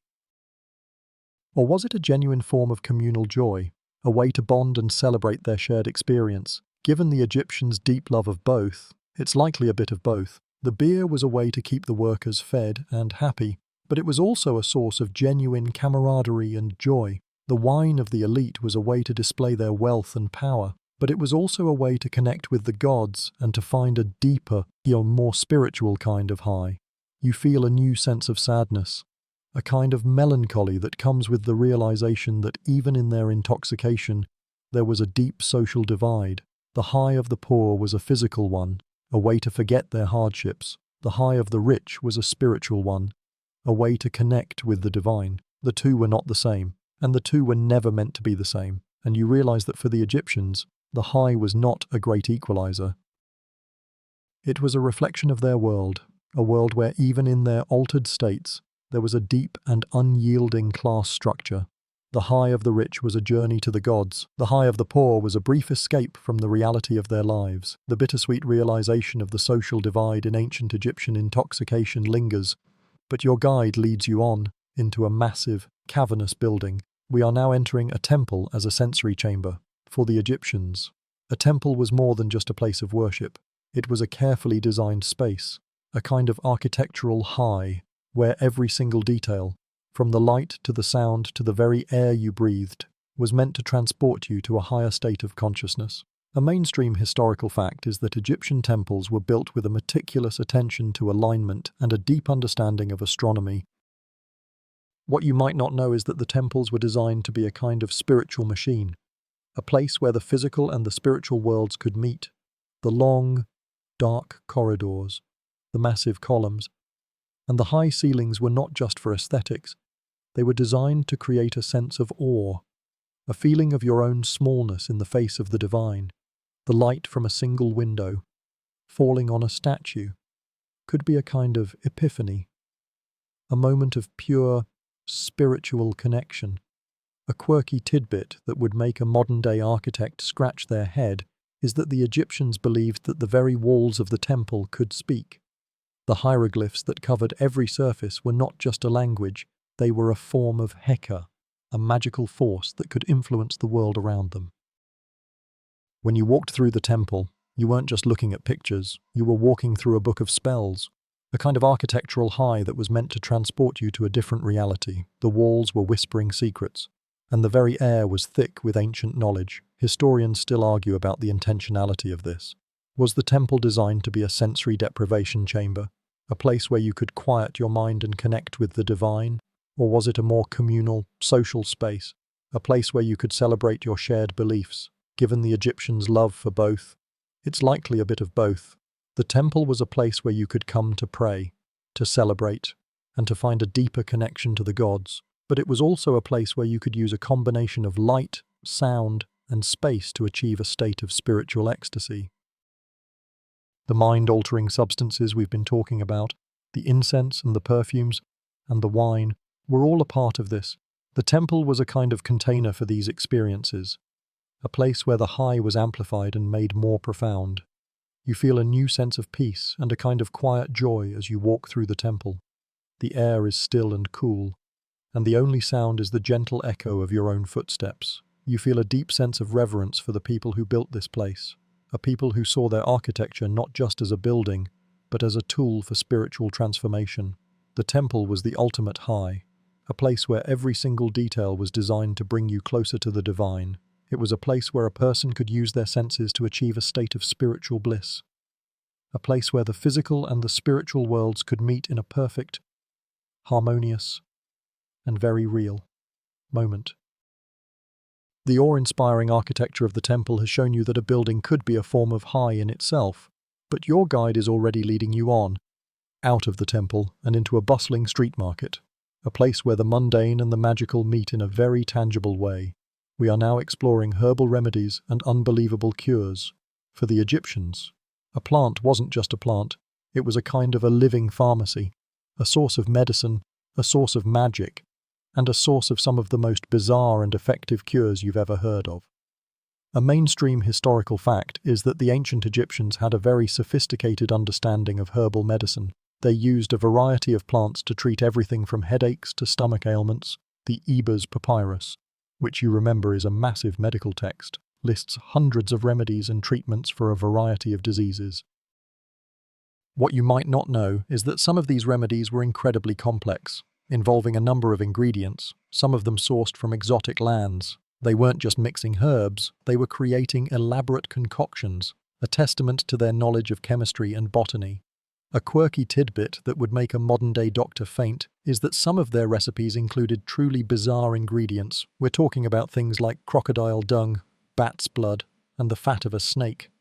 These ingredients weren't just for shock value, they were believed to have magical properties, a kind of sympathetic magic where an animal's attributes could be transferred to the patient. Crocodile dung, for example, might have been used to ward off evil spirits, while the fat of a snake might have been used to treat skin conditions. It's a beautiful, and frankly, a bit gross example of how their worldview was woven into their medicine. Historians still argue about the effectiveness of some of these treatments, while some of their remedies, like the use of opium for pain, were incredibly effective. Others, like the crocodile dung, were probably more placebo than anything else. But for the Egyptians, the placebo effect was just another form of magic, another way to harness the power of belief to heal the body. The patient believed in the remedy, and that belief, in itself, was a form of medicine. The mind-altering plants we've been talking about were a crucial part of this. The blue lotus, the cannabis, and the opium weren't just ingredients, they were the catalysts for a spiritual journey, a journey that could lead to healing. You feel a deep respect for the people who worked in this pharmacy. They were not just pharmacists, they were magicians, botanists, and healers all rolled into one. They were working with life and death, with the mundane and the sacred, and they were doing it with a level of care and precision that is truly astonishing. You can almost see a priest, a skilled physician, carefully measuring out a dose of opium, chanting a spell to make it more potent, and then handing it to a patient. The potion was not just a potion, it was a prayer, a spell, and a dose of powerful medicine all in one. And you realize that for the Egyptians, getting higher wasn't just a physical state, it was a path to healing, a way to connect with the divine, and a way to truly find a cure.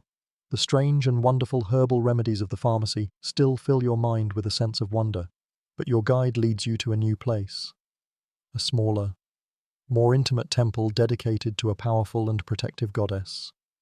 We are now in the realm of the serpent goddess and her power. For the ancient Egyptians, snakes weren't just scary creatures, they were a symbol of divine power, protection, and transformation, and the goddess who embodied that power was Wadjet, a cobra goddess who was often depicted with a cobra head. She was a goddess of the delta, a goddess of the land, and a goddess of mind-altering plants. A mainstream historical fact is that Wadjet was one of the oldest and most revered goddesses in the Egyptian pantheon. She was the patron goddess of Lower Egypt, and she was often depicted on the crowns of the pharaohs as the uraeus, or rearing cobra, a symbol of divine authority and protection. What you might not know is that Wadjet was also associated with the mind-altering properties of certain plants. The venom of a snake, in a small, controlled dose, can have a powerful effect on the human body, and the Egyptians were very aware of this. It was a kind of high that was both dangerous and spiritual. A quirky tidbit that will really make you reconsider your own perception of a snake bite is that Wadjet was believed to have the power to protect you from the venom of a snake. You would pray to her, and she would protect you from the very thing that was a source of her power. It's a beautiful, and frankly, very smart example of their magical worldview. The snake was a source of both death and life, of both poison and medicine. Wadjet was the goddess who embodied that duality.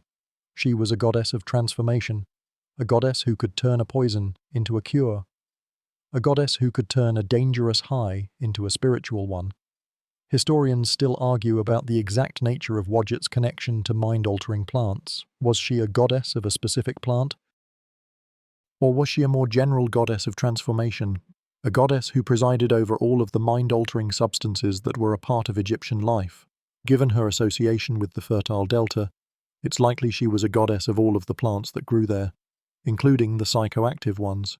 The plants weren't just plants, they were a gift from her, a way to connect with her power and her transformative energy. You feel a new sense of respect for the power of the snake and for the goddess who embodied it. She is not a gentle, nurturing goddess like Hathor, but a powerful and slightly terrifying one. She is a goddess of the wild, of the untamed, of the dangerous, but she is also a goddess of protection, a goddess who could turn a poison into a cure. And you realize that for the Egyptians, the high was not always a gentle, peaceful one. It could be a dangerous and even terrifying one. But it was always a spiritual one, a journey to a deeper, more profound connection to the divine. Wadjet was the guide on that journey, a goddess who could lead you through the darkness and into the light. The power of Wadjet, the serpent goddess, is a reminder that the high could be a dangerous and even terrifying one. But now, your guide leads you into a massive, open-air courtyard, a place that is filled with a joyful, chaotic energy. We are now experiencing the first raves in ancient Egypt. For the Egyptians, a large-scale festival wasn't just a party, it was a kind of communal high, a shared spiritual experience that was amplified by music, dance, and a large quantity of mind-altering substances. A mainstream historical fact is that the ancient Egyptians held a number of large-scale festivals throughout the year, celebrating everything from the flooding of the Nile to the coronation of a new pharaoh. What you might not know is that these festivals were a lot like a modern-day music festival. There was music, dancing, food, and, most importantly, a massive amount of beer and wine. People would come from all over the country to attend these festivals, and the energy was infectious. It was a place where people could let go of their inhibitions, forget their troubles, and lose themselves in the moment. A quirky tidbit that will really make you want to go back in time is that the Egyptians believed that the rhythm of the music was a direct link to the gods. The drums, the flutes, and the harps weren't just for entertainment. They were a kind of sonic spell, a way to invite the gods to the party. The more music, the more dancing, and the more drinking, the more the gods would be pleased. The festivals were a kind of offering, a way to thank the gods for their gifts and to celebrate the bounty of the land. You can imagine a group of young people, drunk on beer and high on Blue Lotus, dancing to a hypnotic beat, their bodies moving in a way that was both spiritual and communal. Historians still argue about the exact nature of these raves. Was the drunkenness a form of social control? A way to let the masses blow off steam so they wouldn't rebel? Or was it a genuine form of communal joy? A way to bond with your community and celebrate your shared beliefs? Given the Egyptians' deep love of both, it's likely a bit of both. The festivals were a way for the state to control the population, but they were also a source of genuine joy and camaraderie. The high was a communal one, a shared experience that brought people together, regardless of their social standing. You feel a new sense of joy and a kind of sleepy excitement as you imagine the scene. The courtyard is filled with people, their faces flushed with pleasure, their bodies swaying to the beat. The air is thick with the sweet smell of beer, the pungent aroma of incense, and the perfume of blue lotus. It's a total sensory overload, a world where every single detail is designed to bring you to a state of spiritual ecstasy. And you realize that for the Egyptians, the high was not just a personal journey, it was a communal one, a shared experience that brought people together and made them feel a part of something vast, ancient, and deeply, deeply beautiful. The party wasn't just a party. It was a prayer, a spell, and a celebration all in one. The memory of the ancient rave lingers, a joyful, communal high that brought people together. But not all spiritual journeys were public spectacles. Some were private, solemn affairs. Journeys to find answers to life's most pressing questions. Your guide leads you to a smaller, more secluded temple, a place of quiet reverence. We are now in the realm of the oracle of Amun. For the ancient Egyptians, an oracle was not a fortune teller, it was a direct line to the gods, a way to ask a question and get a divine answer. And the priests who served the oracle were the intermediaries, the ones who would go on a journey to find the answer. A mainstream historical fact is that the Oracle of Amun at Siwa Oasis was one of the most famous and powerful oracles in the ancient world. Even Alexander the Great travelled there to ask a question. What you might not know is that the priests who served the oracle often used mind-altering substances to induce a trance-like state, a state of mind where they could receive a message from the god. The air in the temple would have been thick with the scent of psychoactive incense, and the priests would have spent hours in a state of deep meditation, waiting for the god to speak to them. You can imagine a priest, a man of great knowledge and spiritual power, sitting in the dark, the smoke of the incense swirling around him, waiting for a divine whisper. A quirky tidbit that will really make you reconsider how you ask for advice is that the priests would often answer the questions of the people in a very ambiguous way. They wouldn't just say yes or no. They would give a riddle, a prophecy, a kind of puzzle that the person would have to interpret on their own. The answer wasn't a simple fact, it was a journey in itself, a journey that the person had to take to find the true meaning. The oracle wasn't just giving you an answer, it was giving you a spiritual path to follow. Historians still argue about the intentionality of this. Was the ambiguity a way to protect the oracle's reputation, so that no matter what happened, the prophecy would be true?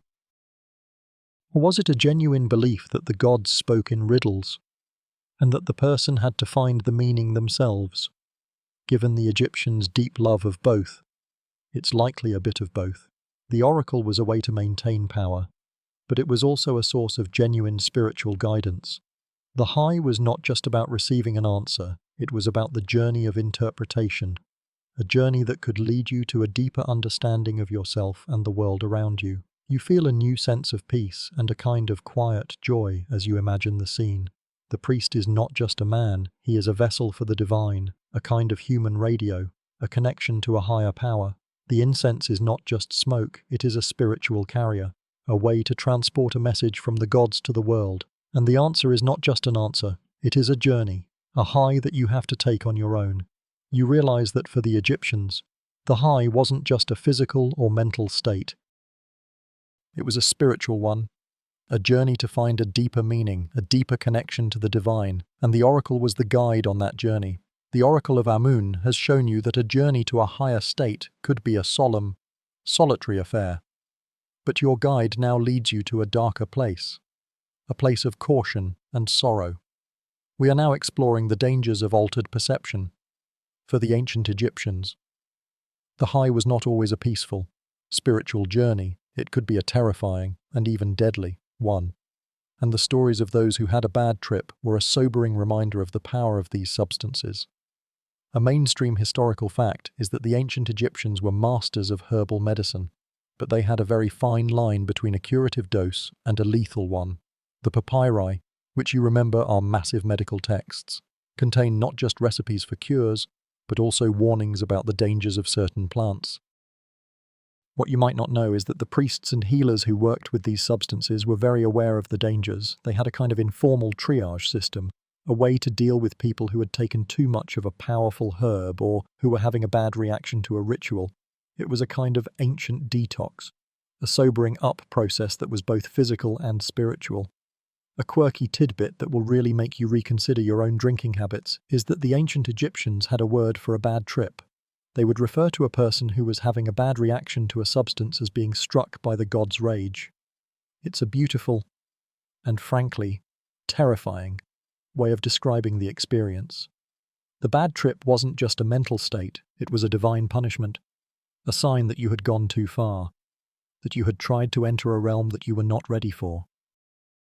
The god's rage was a sobering reminder of the power of the divine and of the dangers of trying to get too close. Historians still argue about the exact nature of these bad trips. Was it a genuine hallucination, a kind of psychological break from reality, or was it a more physical reaction to a poison, a kind of overdose?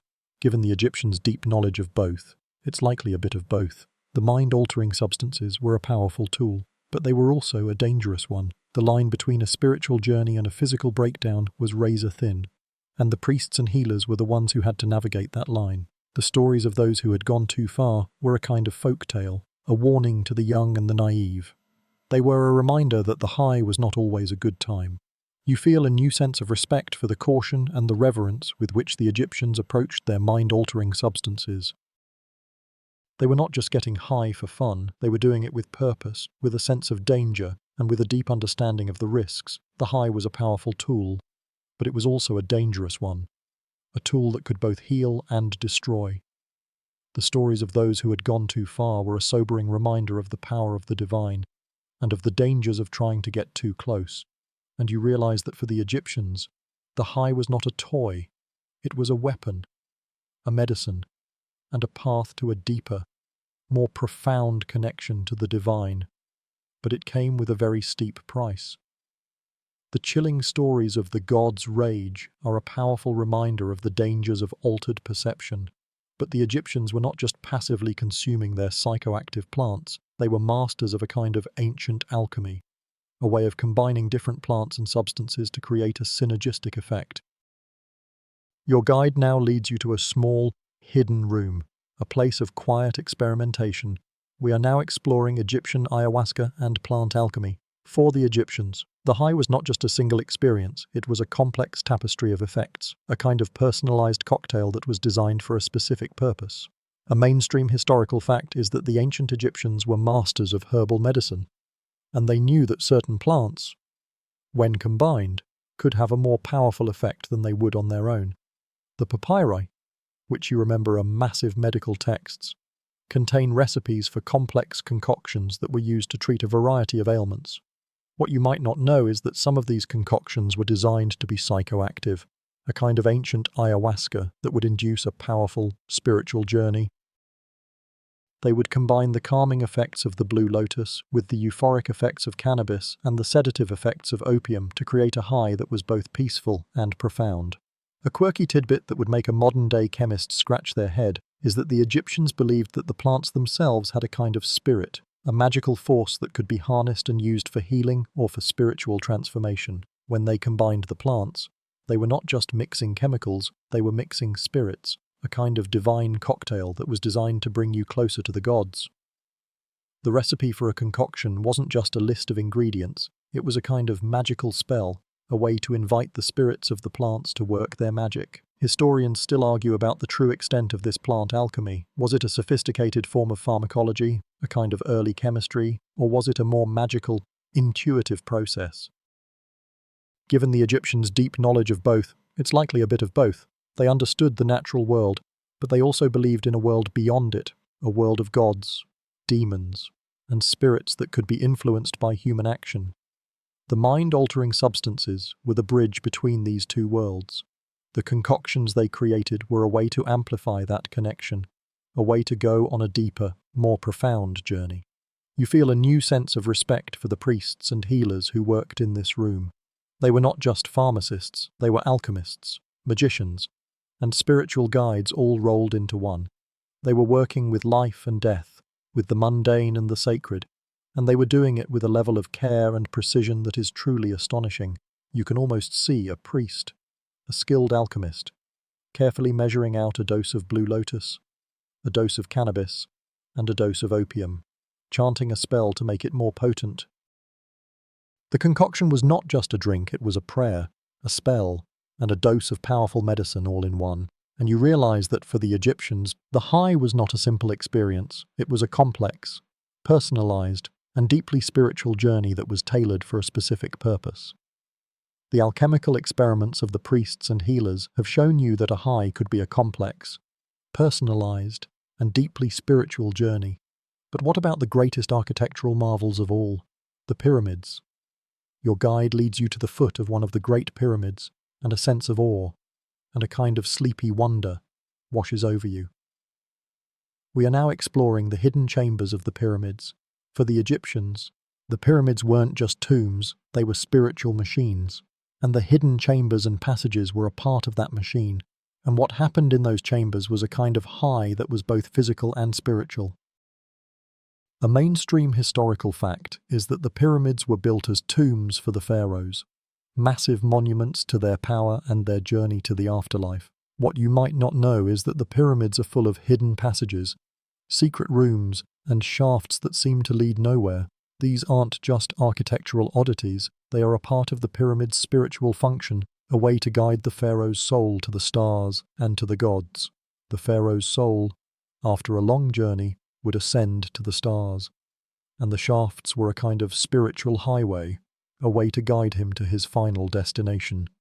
A quirky tidbit that will really make you rethink the word tomb is that some theories suggest that the pyramids were used for a kind of sensory deprivation ritual. The long, dark, and silent passages, the sudden change in temperature, and the absolute silence would have been a powerful way to quiet the mind and to induce a trance-like state. You remember the tomb from before, the one where the shadows danced and the carvings seemed to come alive? The pyramids were the ultimate version of that, a kind of architectural high that was meant to prepare the pharaoh's soul for the ultimate journey. The pharaoh, after a long ritual, would have been taken to one of these hidden chambers, and he would have experienced a kind of death and rebirth, a journey that would prepare him for the afterlife. Historians still argue about the true purpose of these hidden chambers. Were they a kind of architectural safety deposit box, a place to hide the pharaoh's treasure from tomb robbers, or were they a more spiritual space, a place where a powerful ritual would be performed? Given the Egyptians' deep belief in the afterlife and their obsession with ritual, it's a safe bet that the chambers were a bit of both. The chambers were a place to store the pharaoh's worldly goods, but they were also a place to store his spiritual ones. The high that happened in those chambers was a kind of final ritual, a way to prepare the pharaoh's soul for the ultimate journey. You feel a new sense of reverence for the pyramids. They are not just buildings, they are a kind of spiritual technology, a way to hack the afterlife and to find a deeper, more profound connection to the divine. The chambers are not just rooms, they are a kind of spiritual portal, a way to step from this world into the next. And you realize that for the Egyptians, the high wasn't just a physical or mental state. It was a spiritual one, a journey that was guided by the very architecture they built. The pyramids were the ultimate high, a place where a person could take one last, incredible trip. The profound spiritual architecture of the pyramids has given you a sense of awe. But your guide is already leading you on, out of the desert and into a bustling brewery. We are now exploring the art of brewing and distilling. For the ancient Egyptians, brewing wasn't just a simple process, it was a kind of a magical art, a way to turn the bounty of the land into a source of sustenance, joy, and spiritual connection. A mainstream historical fact is that the ancient Egyptians were masters of brewing beer, with evidence of breweries dating back as far as 3500 BC. What you might not know is that their brewing process was very different from ours. The beer was made from a kind of bread, which was partially baked and then crumbled into water. The natural yeasts in the air would then ferment the mixture, creating a thick, nutritious, and slightly sweet beer. It was a kind of liquid bread, a source of calories and nutrients that was a central part of their diet. The beer was often flavored with dates, honey, and herbs, which would increase the alcohol content and add a layer of complexity to the flavor. A quirky tidbit that would make a modern-day craft brewer scratch their head is that the Egyptians may have also been the first people to distill alcohol. While the evidence is not conclusive, some scholars believe that the Egyptians had a kind of early distillation process, a way to create a more potent form of alcohol. The process would have been a complex and very dangerous one, but the rewards would have been immense. A more potent form of alcohol would have been a powerful tool for the priests and the healers, a way to create a more profound and spiritual high. It's a fascinating thought, a kind of ancient moonshine that was used for spiritual and not just recreational purposes. Historians still argue about the true extent of the Egyptians' knowledge of distillation.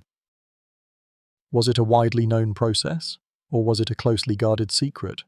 A kind of magical art that was only known to the priests and the elite. Given the Egyptians' love of secrecy and their deep knowledge of plant alchemy, it's likely a bit of both. The art of distillation would have been a powerful tool, a way to create a high that was more potent, more profound, and more spiritual than anything else. The process would have been a kind of magical ritual, a way to turn a simple grain into a spiritual elixir. You feel a new sense of respect for the brewers and the distillers. They were not just artisans, they were magicians, chemists, and spiritual guides all rolled into one. They were working with life and death, with the mundane and the sacred. And they were doing it with a level of care and precision that is truly astonishing. The beer they brewed was not just a drink, it was a prayer, a spell, and a source of powerful sustenance all in one. And the alcohol they may have distilled was not just a spirit, it was a kind of spiritual portal, a way to take a more profound and powerful journey. And you realize that for the Egyptians, the high wasn't a simple experience, it was a complex, personalized, and deeply spiritual journey that was guided by the very art of brewing. The art of brewing and the potential for ancient distillation have shown you that the Egyptians were masters of plant-based highs, but your guide now leads you away from the brewery and into a forest of acacia and sycamore trees, a place of quiet reverence. We are now exploring the Egyptian shrooms. For the ancient Egyptians, the humble mushroom was not just a food, it was a kind of spiritual portal, a source of profound visions, and a connection to the divine. A mainstream historical fact is that the ancient Egyptians had a very sophisticated understanding of the plants and fungi that grew in their land. What you might not know is that some scholars believe that the Egyptians may have used psilocybin mushrooms, or magic mushrooms, in their rituals. While the evidence is not as conclusive as with cannabis or opium, there are carvings and references that suggest a deeper connection. The mushroom was often depicted in art, and the Egyptians had a word for a mushroom that meant the food of the gods. It's a beautiful, and frankly very telling, name. A quirky tidbit that will really make you reconsider your own fungi is that the Egyptians believed that the mushroom was a kind of gateway to a different reality. The hallucinations from the psilocybin would have been a powerful and deeply spiritual experience. You can imagine a priest, in a state of deep meditation, consuming a mushroom, and the world around him beginning to melt away. The gods would have appeared, the spirits would have spoken, and the secrets of the universe would have been revealed. The mushroom was not just a food, it was a sacrament, a way to take a more profound and spiritual journey. Historians still argue about the true extent of this mushroom use. Was it a widely known practice, or was it a closely guarded secret, a kind of magical art that was only known to the priests and the elite?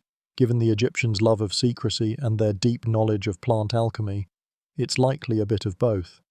The mushroom would have been a powerful tool, a way to create a high that was more potent, more profound, and more spiritual than anything else. The experience would have been a kind of spiritual death and rebirth, a journey that would prepare you for the afterlife. You feel a new sense of respect for the power of the mushroom, and for the Egyptians who understood that power. They were not just a people who built pyramids, they were a people who explored the depths of their own consciousness, a people who understood that the greatest journey was the one that happened in your own mind. The mushroom was the guide on that journey, a spiritual compass that pointed you toward the divine, and you realize that for the Egyptians, the high wasn't a simple experience. It was a complex, personalized, and deeply spiritual journey that was guided by the very fungi that grew in their land. The high was a journey to the land of the gods, and the mushroom was the key. The spiritual journey of the mushroom has shown you that the Egyptians were not afraid to explore the depths of their own consciousness, but their ultimate goal was not just a temporary high, it was a permanent one, a state of being that would last for all eternity. Your guide leads you to a final, quieter space, a place of contemplation. We are now exploring the concept of the afterlife as a perpetual state. For the ancient Egyptians, death was not the end, it was a transition, a kind of graduation, to a higher, more blissful state of being. And all of the highs you've experienced tonight, the beer, the wine, the incense, the mushrooms, were just a preparation for that final, eternal high. A mainstream historical fact is that the ancient Egyptians believed that the afterlife was a continuation of this life, but in a more perfect and more divine form. You would still have a body, a home, and a family, but you would be free from all the pain, suffering, and hardship of this life. The afterlife, or the duat, was a kind of utopia, a place where the party never stopped, where the beer was always flowing, and where you could spend all of eternity in a state of pure joy and bliss. What you might not know is that the Egyptians believed that the journey to the afterlife was a kind of spiritual test. You would have to navigate a series of trials, answer a series of riddles, and face a series of terrifying demons, but if you passed the test, you would be granted a place in the land of the gods, a place where you could spend all of eternity in a state of pure, unending bliss. A quirky tidbit that will really make you rethink your own perception of death is that the Egyptians believed that in the afterlife, you could transform into anything you wanted to be. You could be a bird, a fish, a god, or even a star. The afterlife was a place of endless possibility, a place where the high was not just a feeling, it was a state of being. You could soar through the sky with the gods, swim in the great cosmic river, or dance with the stars. The afterlife was the ultimate high, a kind of perpetual spiritual journey that was free from all the limitations of the physical world. Historians still argue about the true nature of this eternal high. Was it a kind of spiritual hallucination, a kind of never-ending trip, or was it a more literal, physical reality? Given the Egyptians' deep belief in both, it's likely a bit of both. The afterlife was a place where the physical and the spiritual were one, a place where the high was not a temporary state but a permanent reality. The beer, the wine, the incense, and the mushrooms were all a part of this. They were a way to prepare you for that final journey, a way to show you a glimpse of the paradise that awaited you.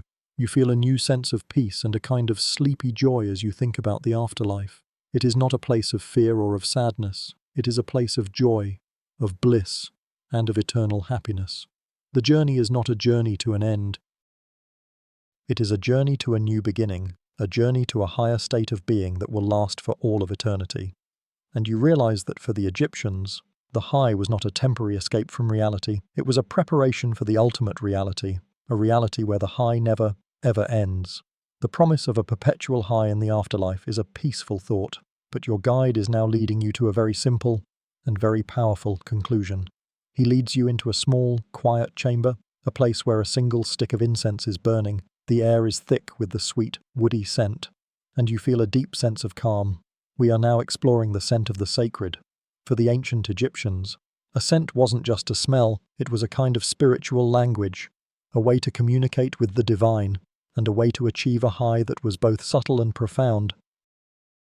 A mainstream historical fact is that the ancient Egyptians were masters of perfumery and incense. They used a variety of resins, herbs, and flowers to create scents that were both pleasing and spiritual. What you might not know is that the Egyptians believed that the scent of a perfume or an incense was a physical manifestation of the gods themselves. The gods were believed to have a divine scent, and when you smelled a beautiful perfume, you were smelling a little piece of the divine.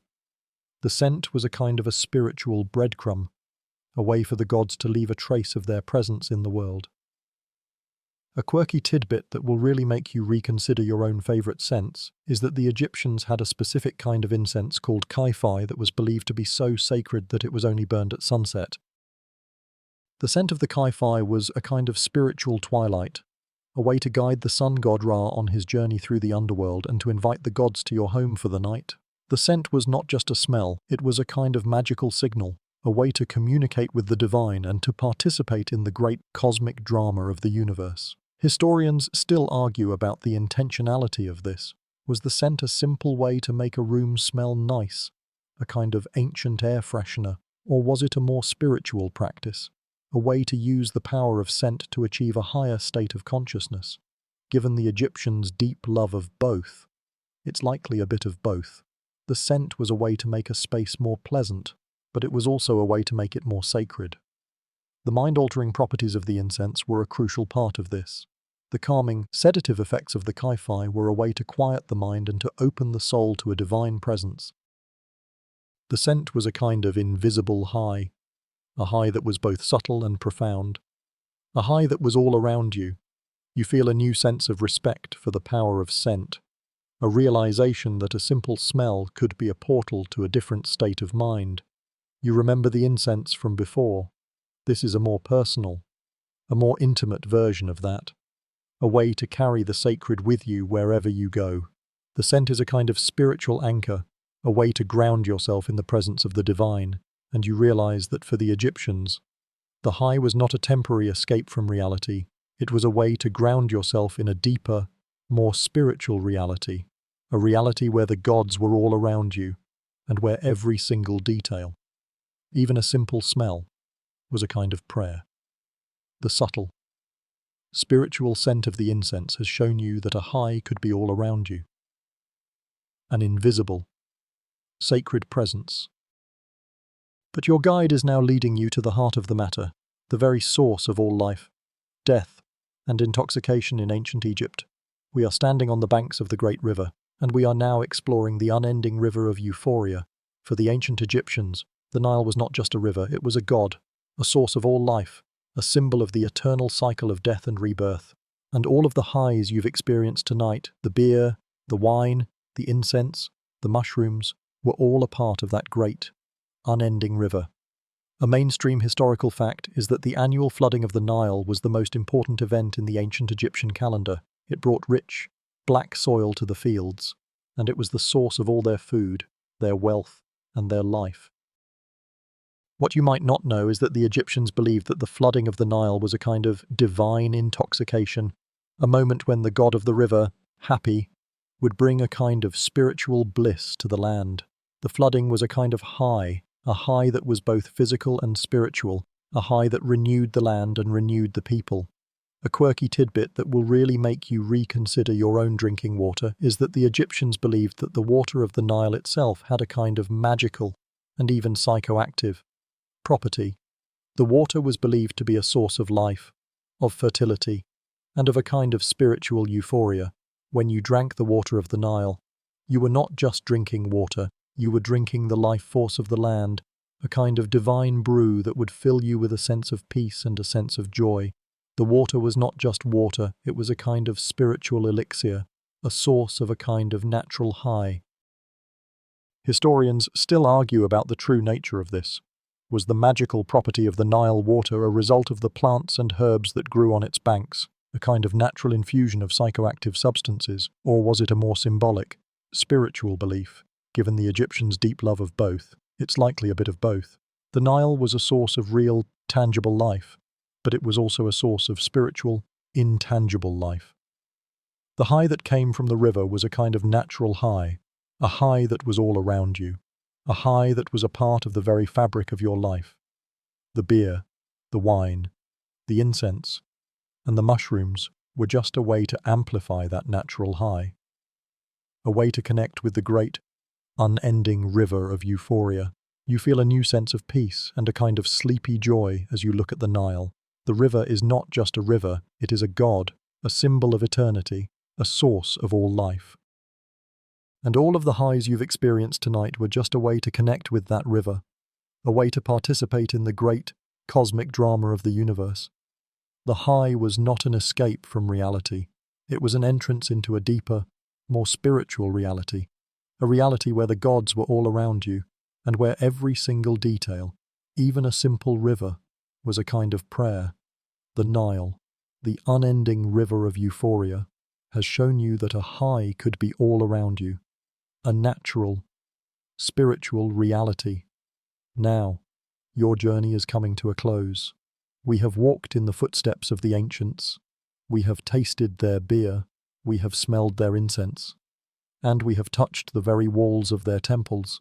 We have seen that for the ancient Egyptians, getting higher wasn't just a physical act, it was a spiritual one. It was a way to connect with their gods, a way to heal their bodies, and a way to prepare for the ultimate journey of the afterlife. We have seen that their world was a magical one, a world where the mundane and the sacred were one, a world where every single detail, from a simple flower to a massive pyramid, was a kind of prayer, a spell, and a path to a deeper, more profound connection to the divine. We have seen that their high was a complex one, a tapestry of effects that was tailored for a specific purpose: the calming effects of the blue lotus, the euphoric effects of cannabis, the deep peace of opium, and the profound visions of the mushrooms were all a part of that tapestry.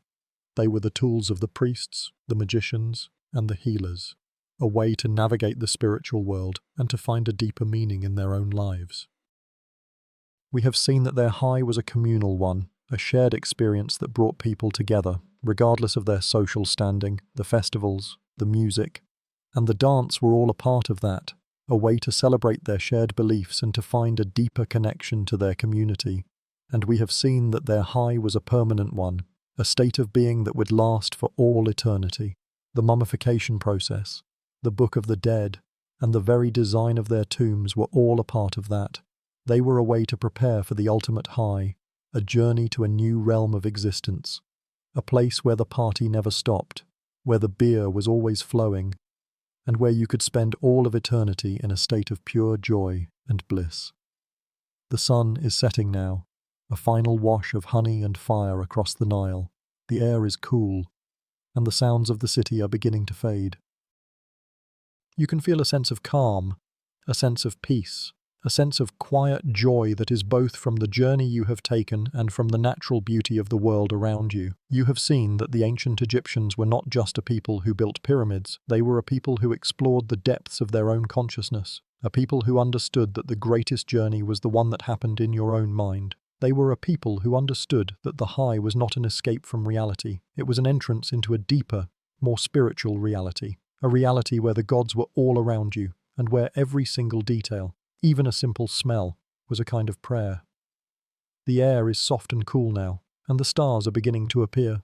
The world is a silent, beautiful place, and you feel a sense of deep, peaceful calm.